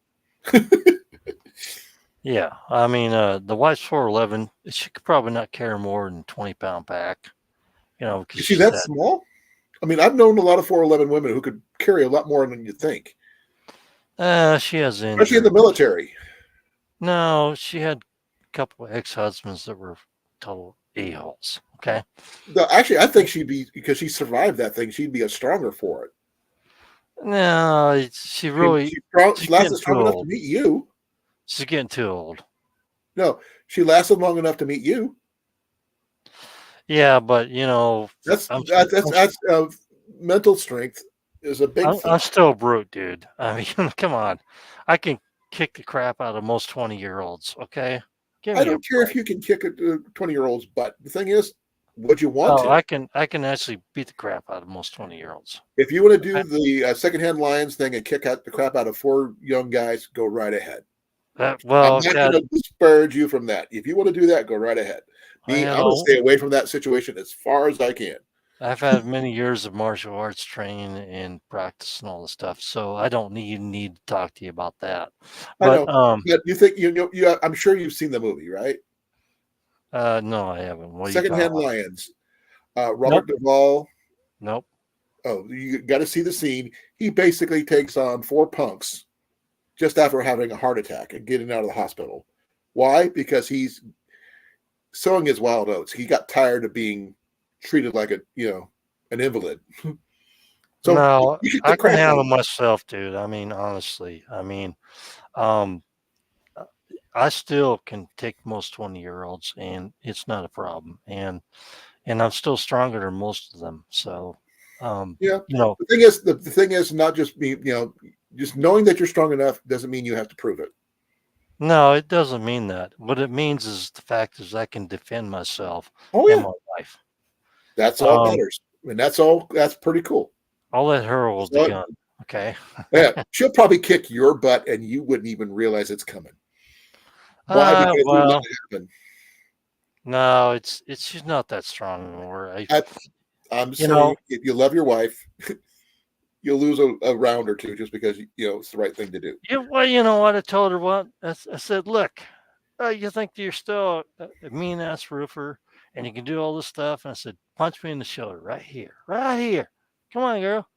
So she hit me as hard as she could. She cracked her knuckles. Says like, oh, oh, oh. And it's like, yeah, okay, we're done. you know? Yeah, but then maybe next time she might hit you in a more sensitive spot. You don't want to be, it all takes is that one accidental spot that hurts like hell. Well, maybe the hose will hurt because that's a little bit long, and she complains about it. So don't eat that. Okay. But the thing is, we're as long as we're protecting the people we love and we're helping them get from point A to point B. I mean, like you, like Cecilia, are bugging in. Correct? The what? Cecilia is bugging in. Well, yeah, the thing is that you need to understand your abilities when you actually go into a bug out bag. You cannot haul that weight. You have to consider your condition, your weight, and your age, and your disabilities, because neither one of us take any pills or anything like that at home. Okay, we don't do that. I have to because of my heart. I have no choice. We're totally drug free, and you can probably look at Super Beats and figure that out. Okay. Say that again. Super Beats. I don't understand the reference. Please. Beetroot juice actually contains a lot of nitrates and it actually lowers your blood pressure, and you can actually get off that med. I have to take aspirin. It's a requirement for life. You take aspirin, you bleed out, right? When you get shot. I know that. I'm not stupid. I know I'm a medic. I know. Yeah. But the thing is, if I don't take it, I could also my artery can close up and I could die. Beetroot juice. I'm telling you. I don't like beets. I don't. Beetroot juice actually does the same thing. No, I don't. I can't stand the flavor. Well, they got with pomegranate and stuff like that. You can actually. I don't like pomegranates either. I'm sorry. I'm picky. Okay, dying effer. Jenny could kill me. I don't know. But yeah, there's a message to you from Cecilia. And she's not wrong. Oh, yeah. Well, wives can actually just break your entire life. I know. My old man doesn't matter. Whether the bag is like yours, which is like mine, as you can see. Yeah. Mine is 24.7 pounds. It doesn't sound like a lot, but my stuff is dense. But it doesn't have 100% everything I need. It does not have food. That's the biggest issue. It doesn't have any food. I got a compass. I got the iodine. I got all this stuff. Everything. I got the filtration and the purification stuff. It's even got a mask in it for everything. Okay. I carry a regular mask. I don't have like just regular tie-on mask. I don't have a filtration mask because if it gets to that point, it's too late for me anyway. I got a CBRD mask. So radiation, chemical, biological, and all that stuff. Got extra filters. Ian's got that. I don't have that, but we don't have one enough for all of us anyway. And if it gets to that point here in Iowa, we're screwed. Yeah, the winds kind of blow the wrong way, don't they? It depends on where you're located in the state. They blow, depends on which direction. I'm not as close to the Mississippi, which is a good thing. I mean, Kentucky's not a good place either because of the nuclear map, and you look at it. Actually, I was better for that reason right now. We're not worried about, we have to worry about it as much. But that's not what we're talking about tonight. We're actually just talking about bags. Well, we got a little bit of hydration, but that's beside the point. Do you want to see what I got in my fishing bag or what? Okay, what brand is it? Because I think I've seen something similar to it. Bring it closer. I can't read it. Sound King. Oh, I've heard of those. That probably weighs about, if I remember correctly, about a pound. 1.6 pounds. So I got some of this stuff right here for it. Go up because you're getting flat. I'm getting. Okay, now come closer. I can't read it. I can't read it at all. It's just too small. I can't read it either without my glasses. I'm getting old. So put your freaking glasses on, Drops. Ho, ho, ho, ho, ho. Or I can start calling you by your real first name, and you're really not going to be happy about Santa. it. Okay, so this is like some other crap. I don't remember Was what that it the is. string? I think it is some extra Yeah, that's string. what it looked like to me. And then we got some of this other strap stuff in here that I bought for it. Maybe you can get see if I can get Cliff up here. 'Cause Cliff knows some There's things. a that's the actual thing you attach to it. Yeah, I've got several of those. It's got a spindle rod, which I'm used to because I used to. You might want to consider getting a case just for that once you get the strings It rolled up fits on right that. in. Fits right in. Then I got all kinds of lures and stuff like that. Yeah, not a bad case. All right. Then I got some more More. fishing lures I bought for it. Well, then there's My kits are a lot smaller than that, so I mean, I don't need anything this fancy is where for me. this is where the telescopic pole comes from, and it's Yeah. like 6 feet long. I can get one. I'm going to get another one tomorrow. That's 6'2", and it's going to cost me less than $2. It's about 6 feet long, 6 feet. This is 5'6". Yeah, it's a pretty long one, and you can actually use it for anything you want. And it's less than 2 pounds. You can drag it along with you, and yeah, mine's fairly light too, and it has an actual extra little compartment in the handle. right. I don't know how this all fits back in here, but right now. You might want to practice with your gear. That might be something you might want to consider. Like go fishing. I've been fishing for a long time, but not with that kid. I mean, the old lady doesn't actually like fish, so. But do you eat fish? Yes, I do, but she doesn't. She can't eat shellfish, so I'm screwed on that one. Well, no, that's shellfish. That's different. That's like crustaceans and things. Yeah, you can still eat regular fish, but she'll eat anything we catch. You know what I'm saying? But that can hang on the back. Do you guys have a pond on your property or not? No, we have no pond. We have spring. Is there fish there? No, it's not like a little fish area. Okay. No, the spring comes out of the rocks. Oh, okay. I wasn't sure if it had a pool with it or not. So I have seen some places in Arkansas when I was. It's a pretty famous place. I had to actually. I've been stationed there for a while.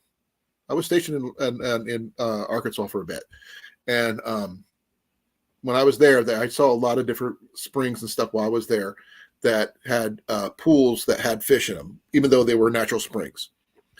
Not big fish, mind you, but little ones. Yep. They have a lot of springs here, and there's a lot of caves and everything else. My first real rainbow trout I ever caught was in Arkansas, and it was like that big. I got rainbows all over the place. Yeah, they're amazing fish. They're tasty as all get out, and that one was the biggest one I've ever caught. Have you ever caught a lake trout that was like 5 feet long? Or no, bass trout. No. Like I said, that the rainbow I caught there was the biggest I've ever caught. Yeah, well, the rest of them were like little brookies, not too big. I lived in Lake Mead for a long time in the Las Vegas area, and we used to catch a 5-6 foot trout. I've never seen. I mean, I've seen sturgeon that big, but not trout. I've heard about trout being about over 1.5 feet, but I've never really seen them personally. Well, salmon, trout, and bass are the same thing. They're just different family, just subspecies. Salmon, they get huge, but I don't like salmon. Something about salmon that just puts me off. Just salmon. It's the texture. It's the flavor. It's the only fish I can't eat. Trout and salmon are the same thing, actually. They taste completely different. They smell completely different in a certain way, but they're actually. My dad brought fresh salmon from Alaska before he passed away, and I know the difference. I can smell the difference. Don't even have to see it. I can smell it. It just doesn't work for me. But trout, I can eat trout all day long. I have eaten trout all day long. As long as they're red meat instead of pink meat instead of white meat. The pink meat and the flavor, the taste, texture. Yeah. It's just me. I just never could deal with it. Well, is Cliff waiting to get up here or what? No, he's not even in the basement. Oh, okay. He's in the chat though. And Cliff, could you please get your butt up here? But yeah, I keep a pretty light bug out bag, and the reason why I do that is because when I need to go, I got this food that's like 25-year shelf food, and I just shove it in the bag, and it's very light. Right. But I mean, but my bag I showed you just now was not my get out bug out bag. That was my get home bag. yeah, So I have a get home bag. That one is a little bit on the heavier side because I'm going to have to deal with going further than 10 miles. Because well, I work over my 50 miles away. my go home bag is like a lot heavier too, but that's my bug out bag, and the wife has a bug out bag about the same equivalency of it, Be well, and Air Governor. Thank you for coming. you know, and the fact is that you have to have necessary supplies, and when you get ready to bug out, you actually just load up the ammo in the water. Okay, because Well, you I have have to. to go and pick up Jenny. Got to pick up, trying to get across the main city of a state like Des Moines. Yeah, I know. I've been there. That's an urban. I got to start off with in an urban environment to get It's a out of dip it. down in a ditch, is what it is. It sucks. Yeah, it's you go down and then back up. I know what Des Moines is like. Okay. Here he comes. In fact, I've been to Joplin too. By the way, I've not been in Joplin in years, so I don't know. I can't remember much about I it. went there Been to 1 week before, Albuquerque too. and 2 weeks after Cliff, the big Cliff. tornado. Hi. How you doing, Cliff? All right. I missed you yesterday. I thought you were going to be on. Were you on Jason's live? Yes. He went live early yesterday. He warned you the last 2 weeks he was going live early because he had to leave at 4 in the morning to go to Arkansas. I couldn't get home in time. Oh, who went to Arkansas? Pest hunter? Jason and Molly, Pest Hunter. They're going for a get together down in Tennessee, I think. Yeah. Was Jan there? Yeah. Okay. Yeah. Well, I know Jan and Kevin. Yeah. We just haven't had time to go to meetups this year. We had to get stuff done, and I have to go to Nebraska soon. So we just haven't had time. I actually have a question for Cliff because I think he mentioned that he has a bag that I don't have. You have a Hidden Woodsman's bag? Yeah, the satchel. Yeah. Or messenger bag. Yeah. I'm not familiar with those. I mean, other than looking them on a website. So you're the only person I know who has one personally that I actually regularly talk to. So I need your opinions on that one as if you had to use it as a bug out bag. I'm not sure. I know you won't because you're bugging in. But It's kind of hard. There's not a lot of room in it. I'm not sure. That's why I'm asking you because I don't know anything about it. With dedicated modifications and very careful planning, you can turn it into about a 72-hour bag. Okay. More like a get home bag rather than a get a bug out bag, right? Yeah, it's more like a GHB. Okay. I was just wondering because I mean I've heard a lot about those bags. I heard they're some of the best ones on the market. It's just pricey. It's all good. Oh man, I forgot his name. Shit, it was crud. Let me ask you a question there, Cliff. If you were stuck on the side of the road over there in New Mexico, which I've been there many times, Me too. And you had to go 50 miles down the road, what kind of water source would you have? On me at all times, I have one of these, Now, but not this particular one. Good for about 2 hours. Depending on if he has the 32 or 48. I've got the 32 ounce, but you max it all the way to the top, you get about 36, 38 ounces out of it. But I have this, and then in the bag that Colin was just asking me about, I have a water filtration system. Did you actually check out the water stations over there in New Mexico? No, because I've never seen a water station. Well, I'm talking about a spring. I'm talking about water anywhere Water along the sources path. along the highway. There ain't no water sources along the highway. Yeah, The there. only water source you're going to find out there is a pond that cattle have been walking in, shitting in, peeing in. I ain't drinking out of that. Would your Be-Free water filter that? Probably. I still ain't going to drink out of it. Yeah. Just asking you because there is some springs there, and there actually is some water along the path going north of Albuquerque. I don't know if you've ever been out in Albuquerque in a long time, but He was out here last year. He came down here. I went through Albuquerque this year. Give Well, me a break. he came to see me last year. I drive did to he? Colorado at least twice a year, sometimes, depending on. I'm not what my talking about trip- Colorado. I'm talking about New Mexico. Yes, but drops north of New Mexico is Colorado. Also Santa Fe. I've been Just out of the part of it. state numerous times. Yeah, like I said, Drops. He came to see me last year. I'm talking about water sources along your path around your area. There may not You be. can bug out. There may I don't not look be. for water sources. I'm in a position where I'm so used to being dry and drought stricken that I don't care about water. Remember, Drops. He's got water collection because I have he's water got. collection, but again, I have my 32-ounce black bottle, and if I'm going on a trip, I usually have 2 of these. So I usually have both of those filled. You also have And your water if bladder I'm too. going on a long trip, I usually have a 5-gallon jug of water with me anyway. There Do you you have a go. hydration system, That's what I was asking you. Cliff, or do you like a water bladder or anything like that, or do you carry like just a big water jug? I carried that blue one that I took for the camping trip. Right, the that we're all 5-gallon drinking out one. of. I've also got one of those collapsible like 5-gallon ones. Yeah,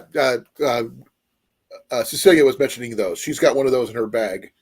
Yeah, they take up virtually no space. They're light, and then aside from the fact that you can get them in 3, 5, and I think 8-gallon.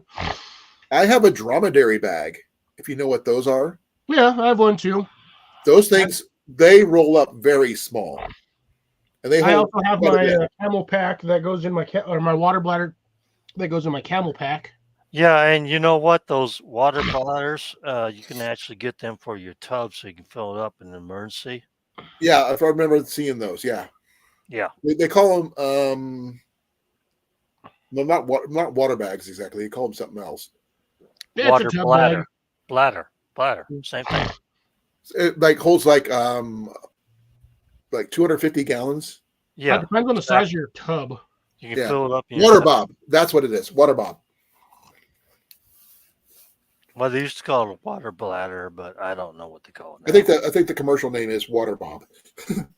Right. But yeah, But you heard can about get those. those. You can get those in an emergency when everything goes to crap. You can fill those up, and they're safe drinking water off your drinking water while it's still working, and that's a good thing to have. Well, that's the only If you have problem. more Though, than is one if there's a severe tub, then emergency. you can have 2 of those. If you have 2 tubs, but the problem I've always seen with those is the fact that when you have it and there is an emergency, by the time you deploy it, you're not going to get any water. Right. You have to somehow be physically aware that there is going to be a severe issue or water shortage or whatnot, and you have to fill that up days before. Okay, Cecilia has a question, guys. Please forgive me here. I actually do. I actually use an alternative version. My dromedary bag that I was talking about holds about 2.5 gallons, and it's black already. All I have to do is hang it. It collects the heat, and it heats up on its own. Well, I have a battery-operated shower Oh, that I got off of Amazon probably 8 years ago.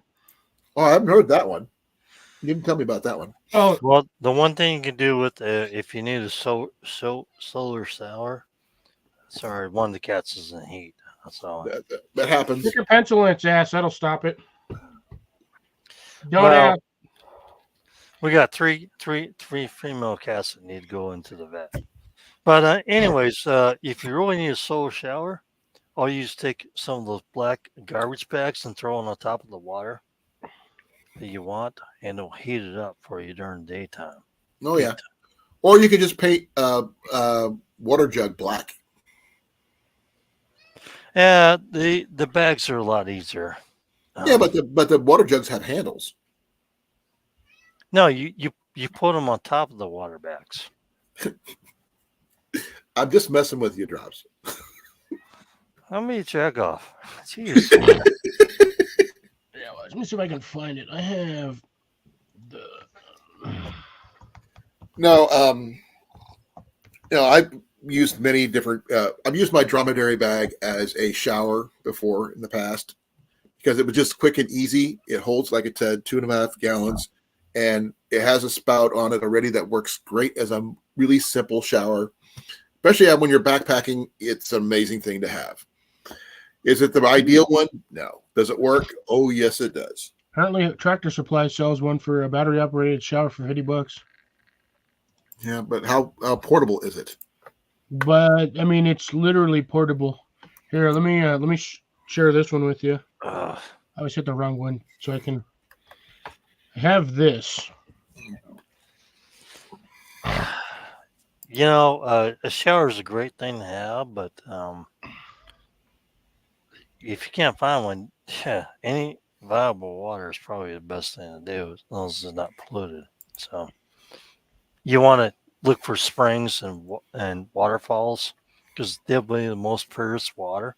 If you don't have the pure water, then you're probably going to get sick off of it. So Good luck finding a waterfall in New Mexico. yeah, well, I don't live in Mexico, there, brother. Okay. I don't live where you live either, so I ain't got no No. waterfalls. Colin, pop that up there real quick. Let's don't sing that damn song. That orange thing? This You sucker know, here. Oh, have my this. dromedary bag is in a 10-liter bag that holds like 2.5 gallons. That's a portable. That's more than enough for a quick shower. portable shower thingy that I have. right. You dump it in and you take a shower off a gallon, a bucket, whatever. Yep. Throw it in a 5-gallon bucket of water and sit off to the side. And it actually comes with a sucker cup that you can actually stick to the side of your window. I want to stick that in your bug out bag, everybody. There you go. There's a little. It comes with that little clip that sticks on there, so you can sucker cup that to the side of your car window or the back window, and someplace high where you can be underneath right? the shower spigot. Yeah. You want to make sure you have something like that you can shower with and keep yourself clean. Because hygiene is very important. And it does even come with this too, so you can hang it off of a tree.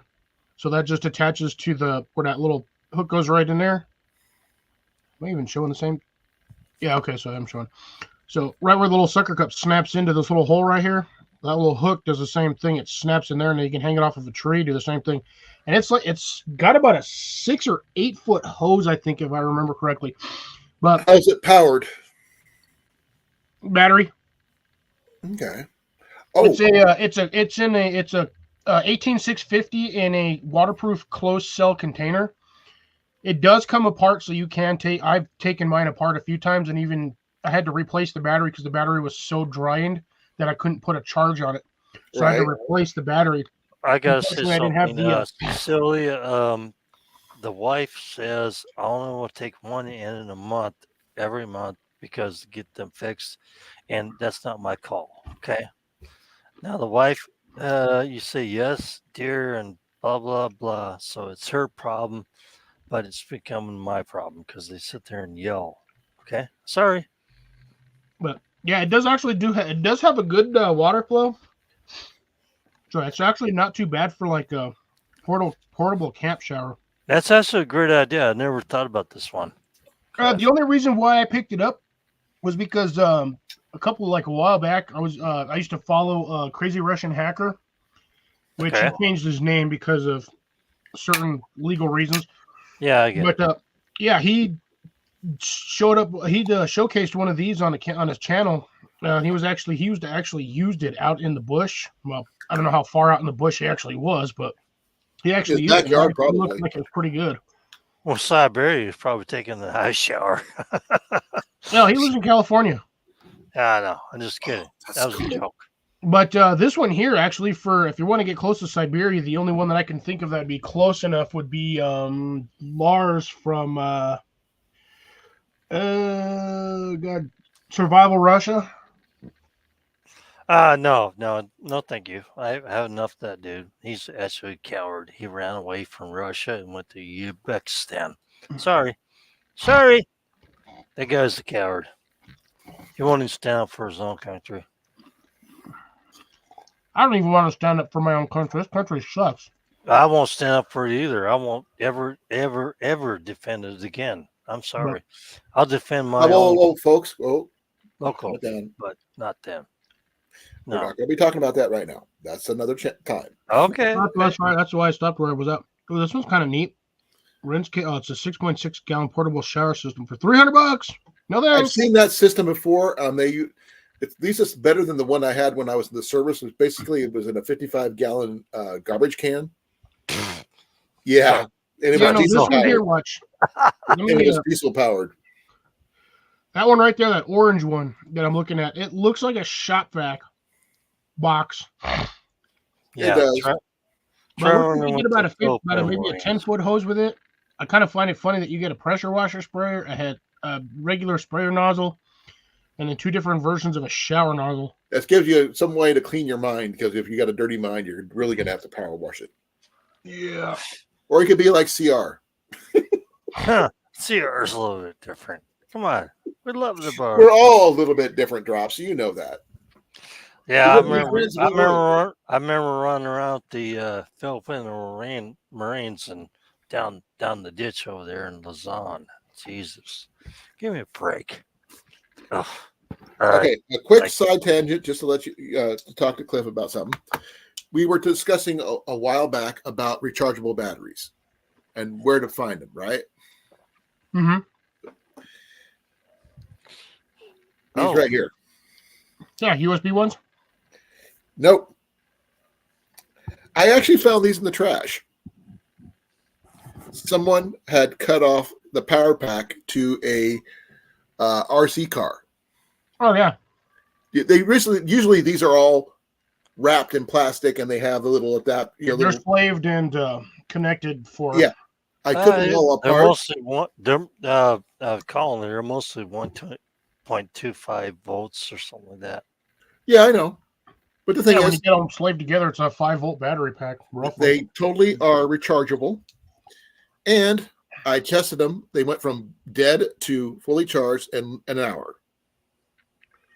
Now, how they discharge, I don't know yet, because I don't know. If it took you an hour to charge them from dead to full, well, the thing is, stronger than 800 milliamps. The hour may be exaggerating because I wasn't paying attention.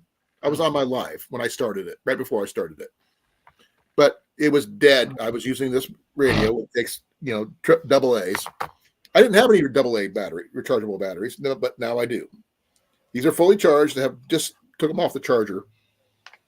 But they were free in the trash. Isn't that funny that they're actually 1.2 volts instead of 1.5 volts? This one doesn't really say what they are. Well, I'm talking about rechargeables. But it just says plus minus on it. They're double A's. That's all I know. But they isn't it funny that they say 1.25 volts instead of 1.5 volts? Right? Like I said, I have no idea, but I just know it works in here. It does, but isn't it funny? Considering this one actually takes 4.5 volts DC.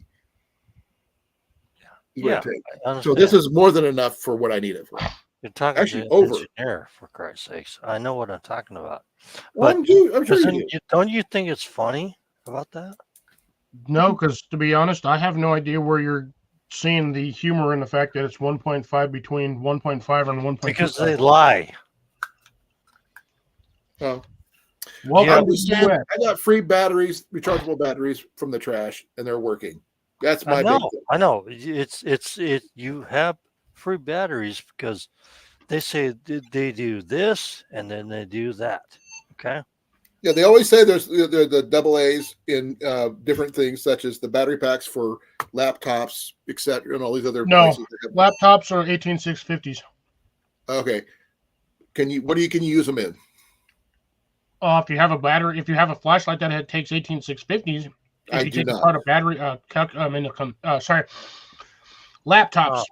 Oh, Let me geez. correct that. Laptops are the I ones can- that have the 18650. So if you take them apart, depending on the laptop battery, you get anywhere between 4 and 8. I can take apart anything and actually put a Zener diode on this power supply and get it to the right voltage to the right power supply. Done. Well, the one thing good about these, I believe, let me check the back here real quick. Yeah, this is one thing that's really cool about having the rechargeable batteries in this right now, because I didn't have them before, is that I have the charger for this. Yeah, they'll charge them with them in there. Yeah, now I have batteries. I just put it in the stand. They'll charge up. I don't have to worry about it anymore. Just drop it in there, and I'm good to go. Good. So I got free rechargeable batteries. That was my stance. That was it. My tangent is over. And now to our regularly scheduled program. So, Biff, how much would your hidden woodwind bag usually cost? I know you got yours in a box, right? No, I paid for that. How much was it? $150. How big is it again?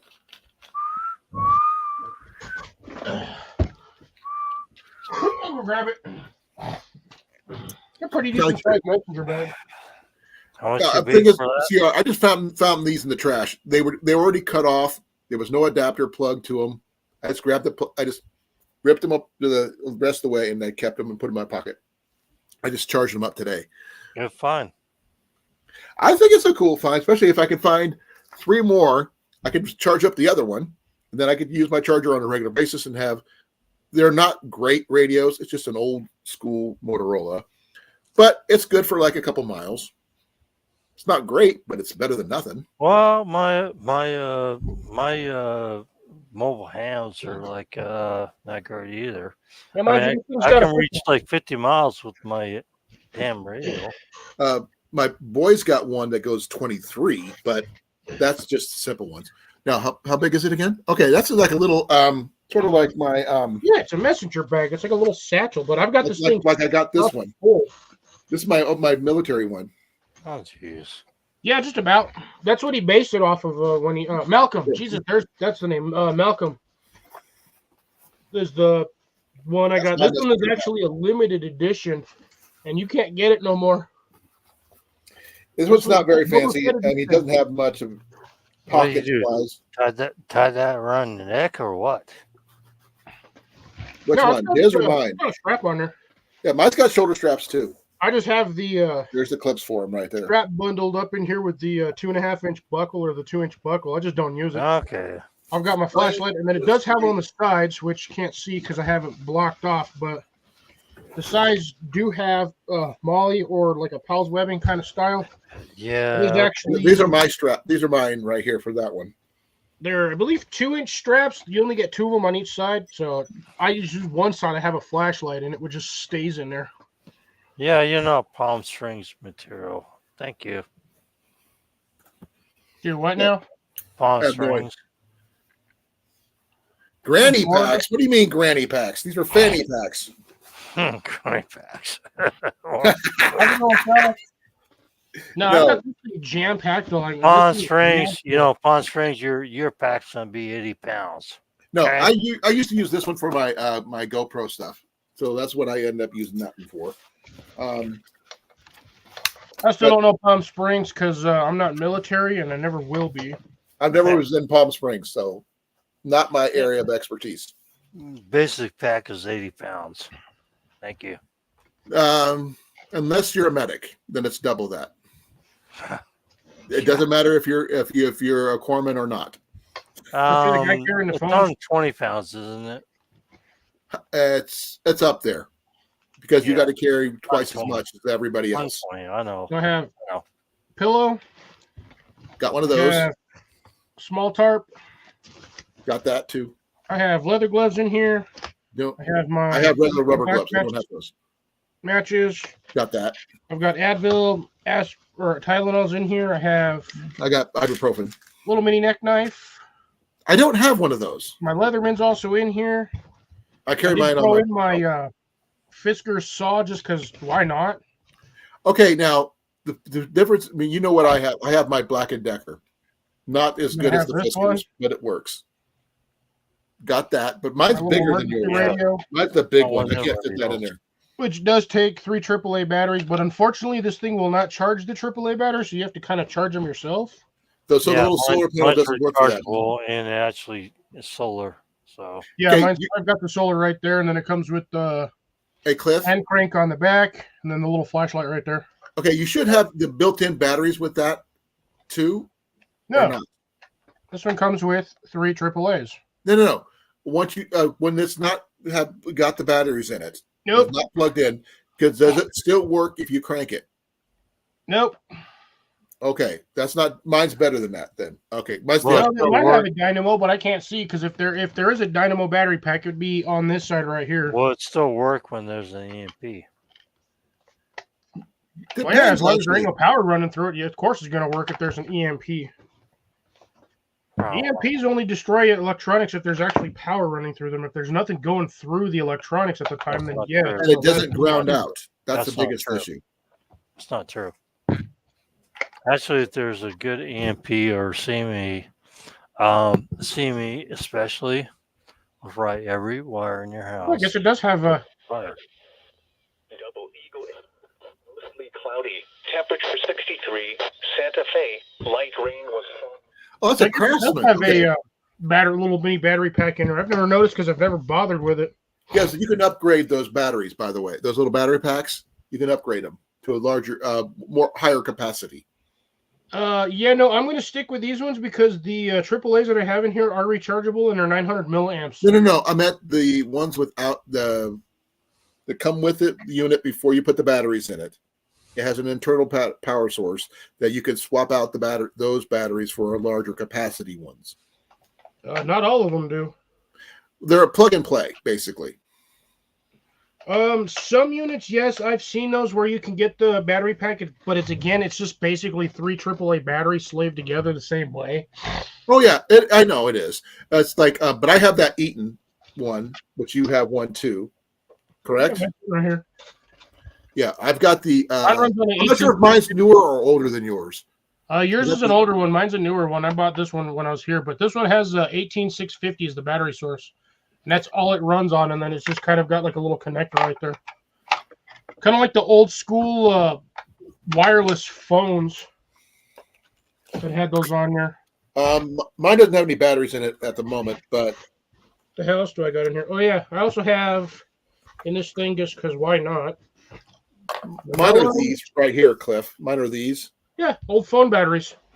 I can. C120, the CR123As. These are 600 milliamps, 3.46 volts. But I would take this over to Interstate Battery in Des Moines and swap them out for a larger one, with more milliamps, just because I would rather have be on the safe side. Ah! Shit, I gotta find that now. But yeah, do any of you have a little miniature pocket soccer wrench set? Yes. Be right back. I have this one, and then I have one of the Walmart special ones that I bought years ago for like $6. Has not failed me yet. Screwdriver set, but it still allows me. I mean, all the bits in there will fit with this, so as long as I have them in my truck, I am golden. I'm back. Your buddy was calling, Cliff. Yes. It's Macus. He's meowing his head off. Macus, Wackus. Yeah, Mac was meowing his head off there, Cliff. Normally, I also carry a 55-gallon trash bag in here, but have not replaced it yet. So there's my water filter, my Be Free. Now, okay, I've heard some good things and bad things about the Be Free because it's like really delicate because it doesn't have anything supporting the filter. No, the filter is fine. It's a stiff cage. The filter is fine. It's got a fairly hard plastic cage. It's Okay. the bag that sucks. There is Okay. no support. The minute you have this thing full of water, it just flops over. Okay. But it's supposed to be easy to clean by shaking it, right? Yeah, you pretty much just fill it with water and shake it, and it cleans off the filter. You can also spray it with a spray at your house. Okay. And there's Jenny's- multiple ways. filter that I got for her. You got wide mouth for that if you want to like pour it out like crazy, or then you can do the standard suck a luck on the tip on there. But Yeah, this is Jenny's filter. It's from Seychelles. never heard of them. Neither have I. But according to the paperwork that came with it, I'm not sure if it's Ooh, I still- forgot I stuffed this stuff in here. it says it's supposed to be able to filter out radiation, which I highly doubt. Not unless you're filtering through like iodine and charcoal. I've also got, for some reason, I don't remember putting these in here, but I have fishing / snare set cards. I thought you lost all those. No. These are in here. No, I got a whole bunch of these things. You realize I've been doing this. I've been getting my subscription for like 4 years. Right. I've also got one of the, what is that? Wayne Russell survival cards. Comes with a knife. Some hooks, I'm not familiar with the Wayne Russell. Who was he on? What No Alone? idea. Well, yeah, all of these are based off the characters off of Alone. But this one Okay. comes with a suture needle, some hooks, some set trigger sets, kind of a ghetto knife / spear, and then like an actual spear hook.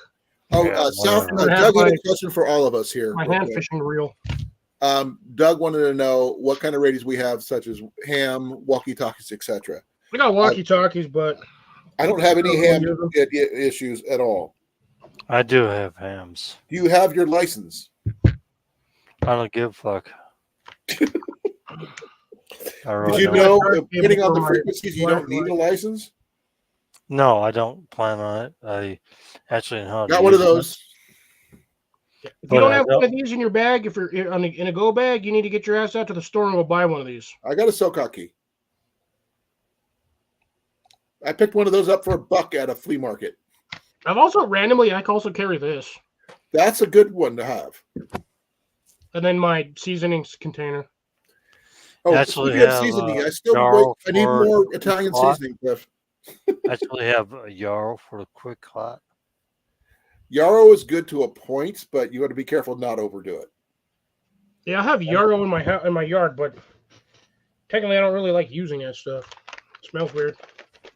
Yeah, well, whatever. You just got to be careful with it because you can go. It doesn't take much to go overboard. As far as an authorized license for this stuff, whatever you're talking about, I don't care. No, I mean, there's a. I also carry 2 really thick shopping bags with me, just because you never know if you need to forage something or carry water. Oh, I talked about this on Tuesday because we were And my talking spare about, slingshot rubber bands. food procurement and stuff like that. Did you know that Des Moines actually has a thing on one of the websites for allowing people to forage in Des Moines? Huh. They're actually encouraging people to forage in Des Moines inside the city limits For how long? forever. They Well, encourage it along with hunting and fishing.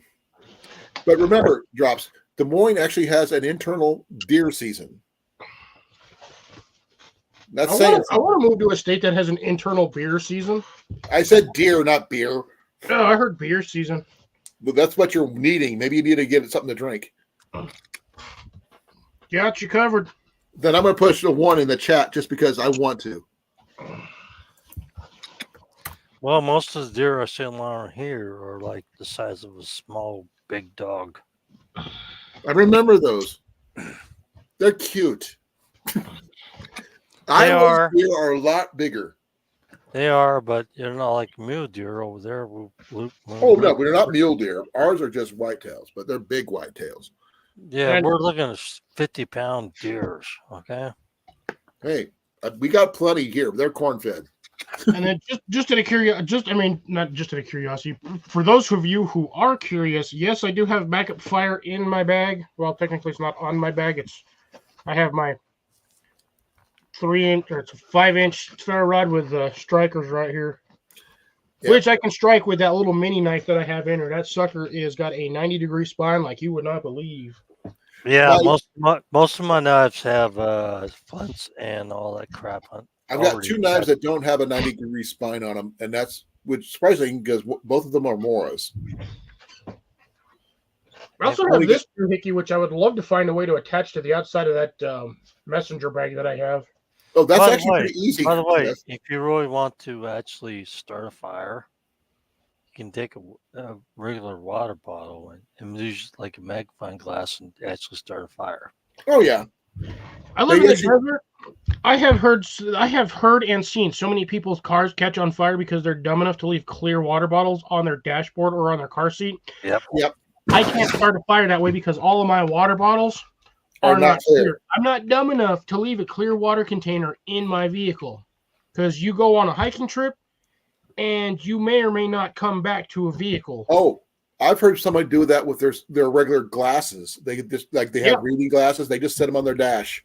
It's the bifocal part on the bottom that actually starts it on fire because that's the Exactly on those glasses. And yes, they. Oh, and also, not counting on what Mythbusters have done, people leaving lighters on their dash.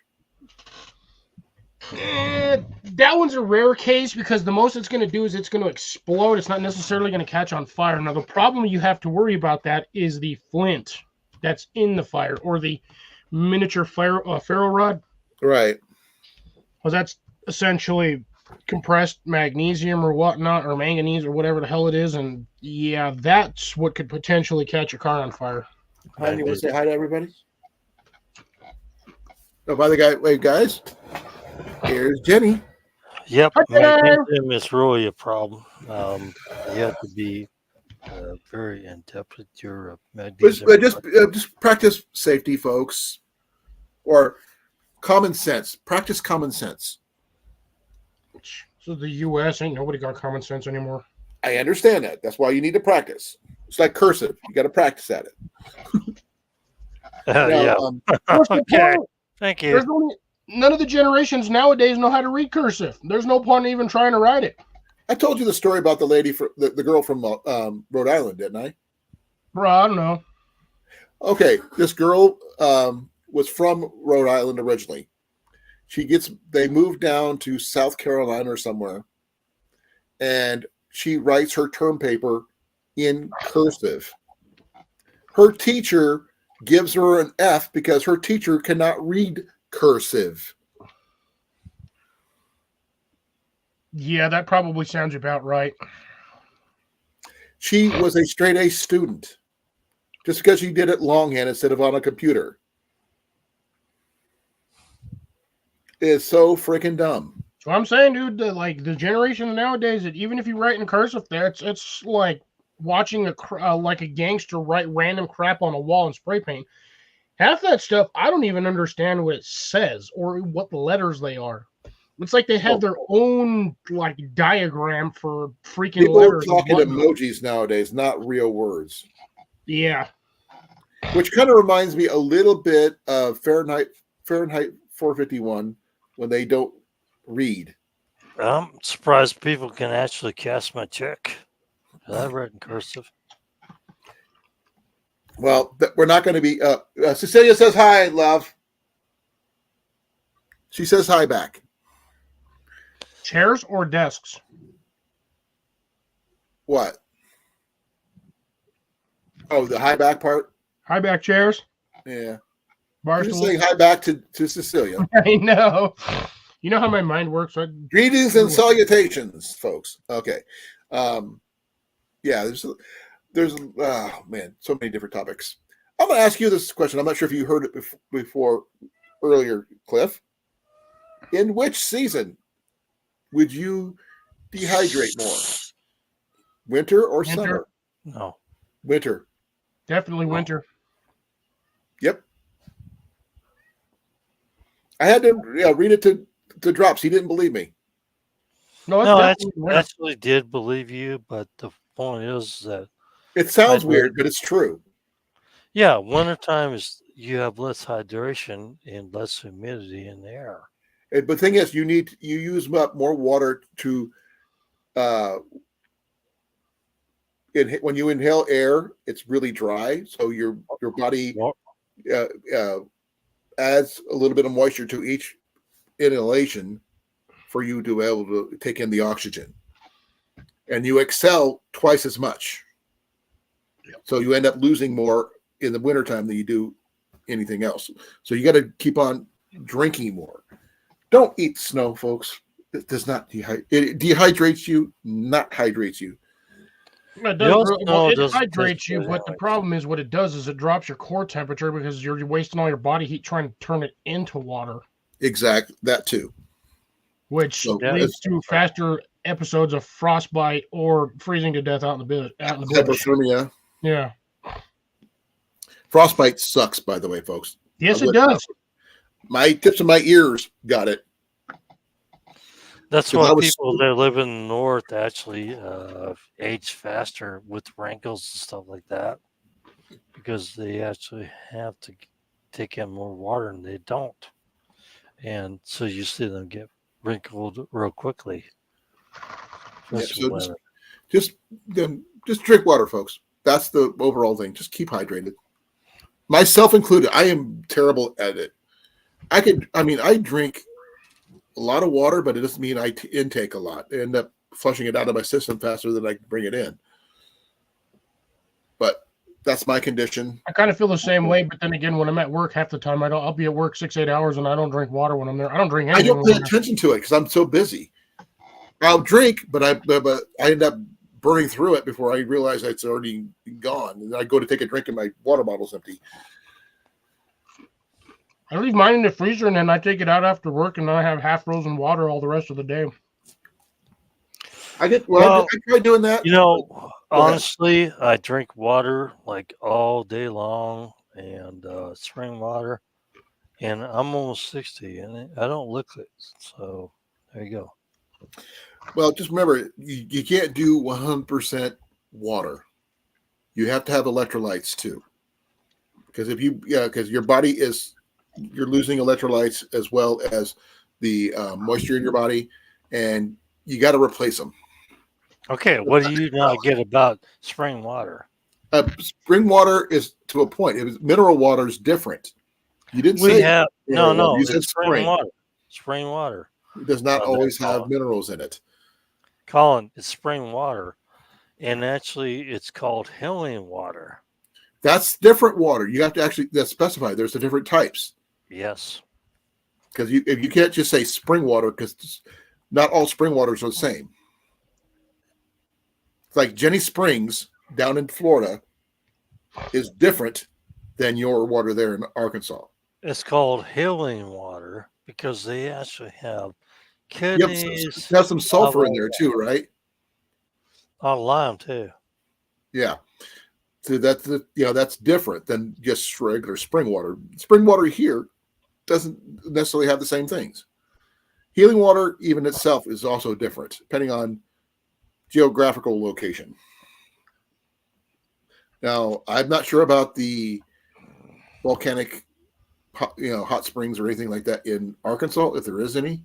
I do know there's some in Florida, There is. but I've never been to Florida, so I can't really judge. But the spring waters here actually are called healing waters where I live. And they are good for your gut. It's like it's also different than artesian water, which is really weird. People say they're all the same. They're not the same. No, we actually had artesian water over here in Washington State where I used to live. Okay. Yeah, I know, but it doesn't make it the same. No, it doesn't. So But that's yes, you got to clarify. Specifics is key. Well, I'll send you a link and you can figure it out. But I really don't want you to expose it because I really don't want people to come over here and go, oh, I understand that. I have no need to. Because I don't need you. I've got relatives in Arkansas. Drops. Yeah. Yes, I do. Where? My cousins live there. They have farms, the whole 9 yards. Okay. I just don't visit them because it's their lives. I mean, they're busy. They got their own lives. I got mine. They're not that. I mean, they're my cousins. I just don't see them. Haven't seen them in over 20 years. Not my choice. It's just sort of how things happened. But it's a lovely place. I was stationed there for a while. I went on diamond hunting in Arkansas for a while. I spent a That's time. down southwest. That's not over here where I'm at. But the thing is, I've spent more than a few years visiting that place. I have no need to go back. Beautiful place, not my place. It just, Yeah, the only thing I'll ever do is drive through Arkansas. like I said, I've been there. I love looking at the antique shops. Don't get me wrong, but it just feels off to me. And feeling means a lot to me. If I got to be able to feel a place. Bro, this is 2024. Feelings out the window. Whoop, almost dropped that in my Feelings, beer. you don't need no stinking feelings. Almost Well, dropped that in my drink. You know what? It's just, I think I've heard of that place, Doug. Zephyrillis. I've heard of that place. Zephyr Hills. No, Rills. That's our H. Zephyr Hills. Is it Hills or Rills? It's Zephyr Hills. it really doesn't matter to me where you're from, but I think you need to think about your drinking water first. Okay. Oh, I have a dedicated stream 10 feet below me. No, I'm not talking about you, Colin. I'm talking about everybody else. It's not as good as my place, you last are. place in over at Osceola. We actually had a working well, but that's, neither here I have nor well there. rights on this property. All I got to do is dig down about 8-10 feet and I have water. Same. But Iowa is really good for farmland anyway, so there's that. I'm also Right. sandwiched in between two ditches, so Well, the thing is, you've also, what's the word for it? Made your ground where you can do what you need to do with it. Because you know how to make your soil, not just plant stuff and leave it, try to make it grow. I think we can all agree on the point that if you don't have good groundwater, you have nothing. Oh, yeah. But Iowa's unique in that, it's got a little bit of everything. I'd rather not have groundwater, to be dead honest, because it makes it really hard to put anything in the ground that doesn't get saturated by water. Yeah, it depends on how high your Even water table is. Before the ground starts getting really wet. Well, You your had a water place table was what, Cliff? It's like 20, 25 feet, 12 feet, 7 feet. Yeah, and where I'm at, I used to be the bottom of a lake. And everything down here is like pure sand and rock, like gravel rock. When I lived in Eddyville, our water table above our house was like 10 feet. So what's your Lower water basement. table? My water tables are like 5.5, 6 feet. Yeah, whenever it rained, our backyard flooded. Okay. About 3 feet flooded every time it That's the rained. reason why I said I can dig down 8 feet and hit water. I didn't like it, but they changed the drainage and that changed things a little bit. When they actually took out a creek nearby in order to do it. They rerouted it, which really sucked because we couldn't go after snapping turtles and other things anymore. Well, you're in a It's good that place, big. Cliff, because 5 to 8 feet of water table is pretty rare in New Mexico. Not where I'm at. Well, No, he's an Albuquerque. Albuquerque's different. Certain areas of New Mexico are higher than others. But like I said, thousands of years ago, where my house is at, well, the area that we're in is called it's a bowl. So we're at the bottom hill. This used to be the bottom of a lake. Probably 100,000 years ago. I know A about prehistoric lake. Okay, thank you. I know. You don't have to lecture me on it. Yep, he's SpongeBob. Essentially. But yeah, I dig down about a foot and I start hitting like pure, almost like beach sand. I wish you had like more, proper soil throughout your whole property, Cliff. But I do, and I also don't. Well, I mean, I know you can make your own soil, but I meant without the extra sand and stuff is what I mean. The problem with when you have really fertile soil, everything that touches it starts to grow.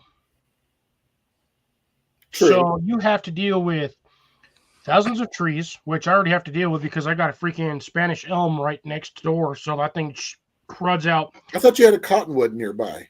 I do have a cottonwood. I have a male cottonwood down at the end of the street. That's my neighbor house over. One of the last few remaining male cottonwood trees in the area, at least on this street. Everything else is the female cottonwoods, and what they drop are just the seed pods, not the cotton spores. The cotton spores, I've always wanted to see somebody make something out of those. You can, but you need a lot of it. I know, but I just like to see somebody do it, just because why not? Well, that's the reason why there's a whole mess of them things in this state in the first place. People were just harvesting them. Oh yeah, dude, you get one of them trees, it looks like when they are full blown, just going nuts, it looks like when a cherry blossom tree is in full bloom. Mm-hmm. That's what a male cottonwood tree looks like, but it's white.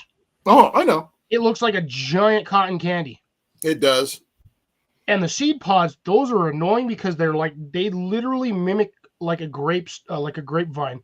So you get one little pod that's about 3-4 inches long, and there's about 15 little freaking seed pods on there. Ours And it is annoying. I got nothing but cedars there. Cedar wood trees. We just have our maples now. They used to have more, but they cut them up in the backyard. I would take cedar, honestly. When it comes to putting out BTUs for heat, cedar is way better. Burns a lot hotter. I mean, burns a lot longer. We have a cedar tree that's a pecan. And acorn. I'm sorry. And it actually is 5.5 foot wide. Acorn would be oak. Oak. Yeah, oak and cedar, same thing. No, they're not. No, they're two different types of wood. Not really. One is a deciduous tree, and the other one isn't. That's like saying a pine tree and a redwood tree are the same things. Now we have a pecan tree that actually. Pecan trees are pecan trees. Not pecan. Cedar, oaks are acorns. Sorry, but an acorn tree we have is about 5.5 feet wide. An oak, in other words. Yeah. Oh. Yeah, you probably that thing's probably dropping acorns the size of golf balls. Probably the long ones, like that big. If that's what I think it is. Because they had some really big ones when I was down there. By the way, those things are annoying when you're allergic to them. They are literally bombs. You cannot go. Good night, Cecilia. Night, Cecilia. It's a big ass tree. Oh yeah, well, I'm sure it is. It's so big. But you should be start making stuff out of the acorns there if you get a chance to. Yeah, that's just a waste of acorns. I wish I could eat them. I really freaking do. I keep on saying that because I can't. Because I wanted to try acorn. I know you're allergic to all the crap. I know. The thing is, I know how to do stuff with them. I just can't have them. I used to be able to eat nuts. Used to. But that's because my doctor says, as long as you're using protective gear, i.e., like rubber gloves. Right. Because as long as you don't touch your face with the rubber gloves like a smuck, and then end up in the hospital because both your eyes swelled up and you can't breathe out of your mouth. My throat swells shut. Neighbor, I went over to the neighbor and I offered to loan something to him. Says, hey, have some watermelon, and I got scallop, and it's like, you know what? I can't eat those because I'm allergic to them now. Ooh. Yeah, I could eat those as a kid, but nowadays I can't even touch a watermelon. Love watermelon. That sucks. I do too, but I can't eat it. It's like with me and nuts. When I was in the service, I used to eat mixed nuts all the time, but my doc said apparently my allergies were always there. They just exploded one day. And that was not a good thing that day. The gate was closed, and then all of a sudden the body hit the open switch, and now you're screwed. Yep. Yeah, I can't eat watermelon or cantaloupe because or anything of the melon family. Yeah, I'm sorry for you, Drops, because that's it's not true because I can actually eat honeydew and I love it and it works great and I don't get sick.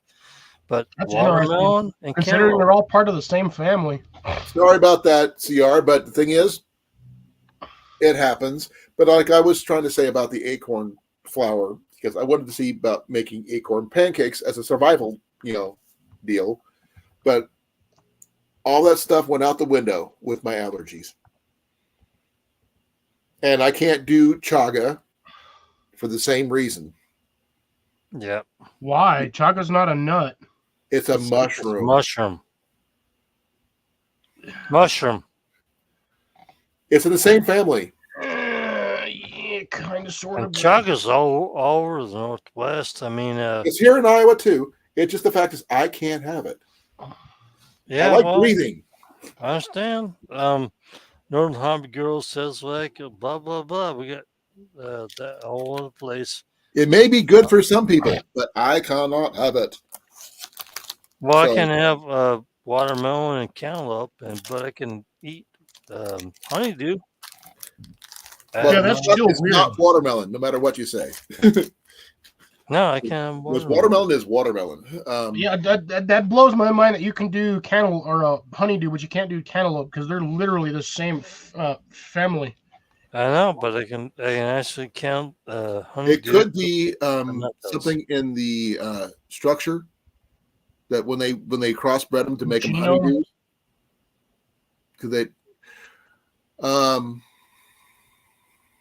you did watch. He did. I did watch. Drops. Can you do acorn squash, or is that out of the picture too? No, I can do acorn squash. Yes. Okay. That's a whole different thing, I think. But watermelon and cantaloupe I cannot eat. No, because it will throw it up and make it swell up. Ugh. Well, I mean, I can't talk about the foods that you can, survival foods where you can make them with acorns and things like that. I have seen wild watermelon once, and it doesn't look like it does Oh normally. no, it does not. It's like that big, like tiny little thing. Well, you're talking like if you're talking like an original wild watermelon that you would have It like was really Aboriginal tribes growing in like their neck of the woods. You got a watermelon that's got about a 5-inch rind that looks almost similar to like a DNA helix on the inside, which is virtually nothing. You might as well be eating the pit of an avocado at Right. that point, because the wild watermelons, untainted watermelons, I should say wild watermelons, are way, way different than what we have nowadays. Oh yeah, they were so crossbred to make them edible. It's ridiculous. Oh, that's true, because I can eat watermelon rinds that are pickled, but I can't eat a watermelon that actually has been grown. I'm not sure what you might want to clarify there, Doug. It And doesn't let you matter. guys Worst know, case I'm going to be scenario, out of like- here. I'll be closing down in about 3 minutes, guys, because it's almost 10 o'clock. Yep. Oh, by the way, for those people who didn't know, I reached my second $100 mark for YouTube. Nice. I can answer Doug's question on that one. So my worst case scenario, Doug, I live as the crow flies about 4 miles from the airport and the military base. My worst case scenario is they drop an A-bomb on the airport or the military base. Oh, dears. Yes, I live in a very thick house, but the radiation will most likely get me. The blast will not take me out. It will be the radiation. That is my worst case scenario. Well, you could because I stay live inside very for a close to the certain period airport. of time, which I think you can do with the preps you have in there. But I don't know how long you have water-wise inside your house.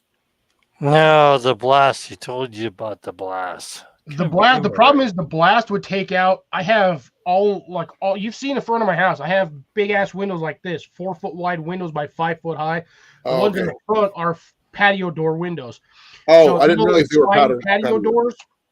I have 6 of those across the front of the house, and 1 on the east side, 2 on the west side.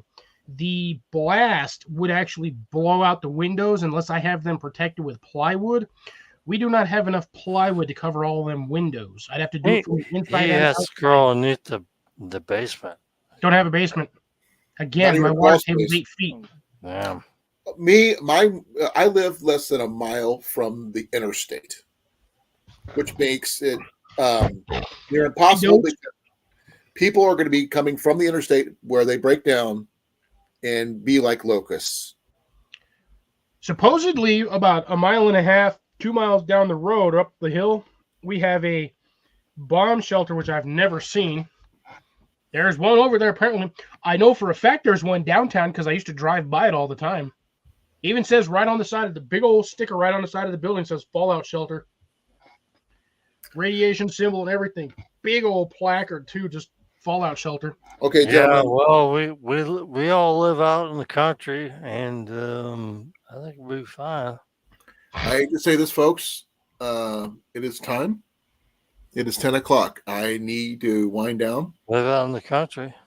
That's my plan, but I have to wait for a little bit longer. Thank you all for coming. I really appreciate it. Thank you, Drops. Thank you, Cliff. I'm glad you made it. Better late than never. I was outside doing yard work again. I kind of figured you was. My visitation is going to be based on weather.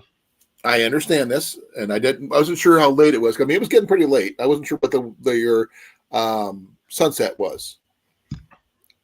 About 30 minutes ago. Okay, good to know. But I'm glad you guys came. We had a really wide variety of topics. Starting on bug out bags themselves, because that's what I was trying to try to talk about. Because no one talks about the bags themselves. They talk about the stuff that goes in the bags. But I don't have a lot of bug out bags. That's the only problem. The thing is, the bags doesn't matter. It's as long as it works for the items that you need. It can look like anything. Actually, the bug out bags make a difference because most people can't carry 10 or 15% of the weight. Well, like I said, use what you can that works for you. That's my biggest thing. They're not Marines. Okay. I'm not a Marine. I'm an Army and Air Force guy. But most people are not Marines. They can't carry an 8-pound bug out bag. They can carry 10 to 15% of the weight. That's it. I might carry a little bit more than that, but that's because I was trained to. But that's training. Good luck to them. Well, they're not me. They're not you. That's all that matters. And Cliff trained his own way. So yeah, that's all that matters. I'm used to dry. So while the rest of y'all are suffering, I'm going to be sitting here with half a gallon of water. I mean, like, that'll last me about 3 days. Anyways. Be well, folks. I've got to get going. I got a funeral in the morning. Oh, my condolences on whoever you lost. Coworker. Ex-coworker. I'm sorry. At this point, it's an ex-coworker. Second one in a year. Is there a reason? He just died. I don't know what the reason is. He just died. They never gave me the... How old was he? 23. Ooh, that's rough. Yeah, no, the kid since he was 15. Oh, man. He's a friend probably, too, correct? Friend of the family of the owner that owned Well, my condolences to his family and you, okay? He stuck down the mRNA stuff. He ended way too soon. Be well, be safe. I love you guys. Good luck tomorrow, Cliff. Catch y'all later. I'll see you on Saturday. Careful. I'm out of here in 5, Bye, y'all. 4, 3, 2, 1. Later, Drops. Have a good one.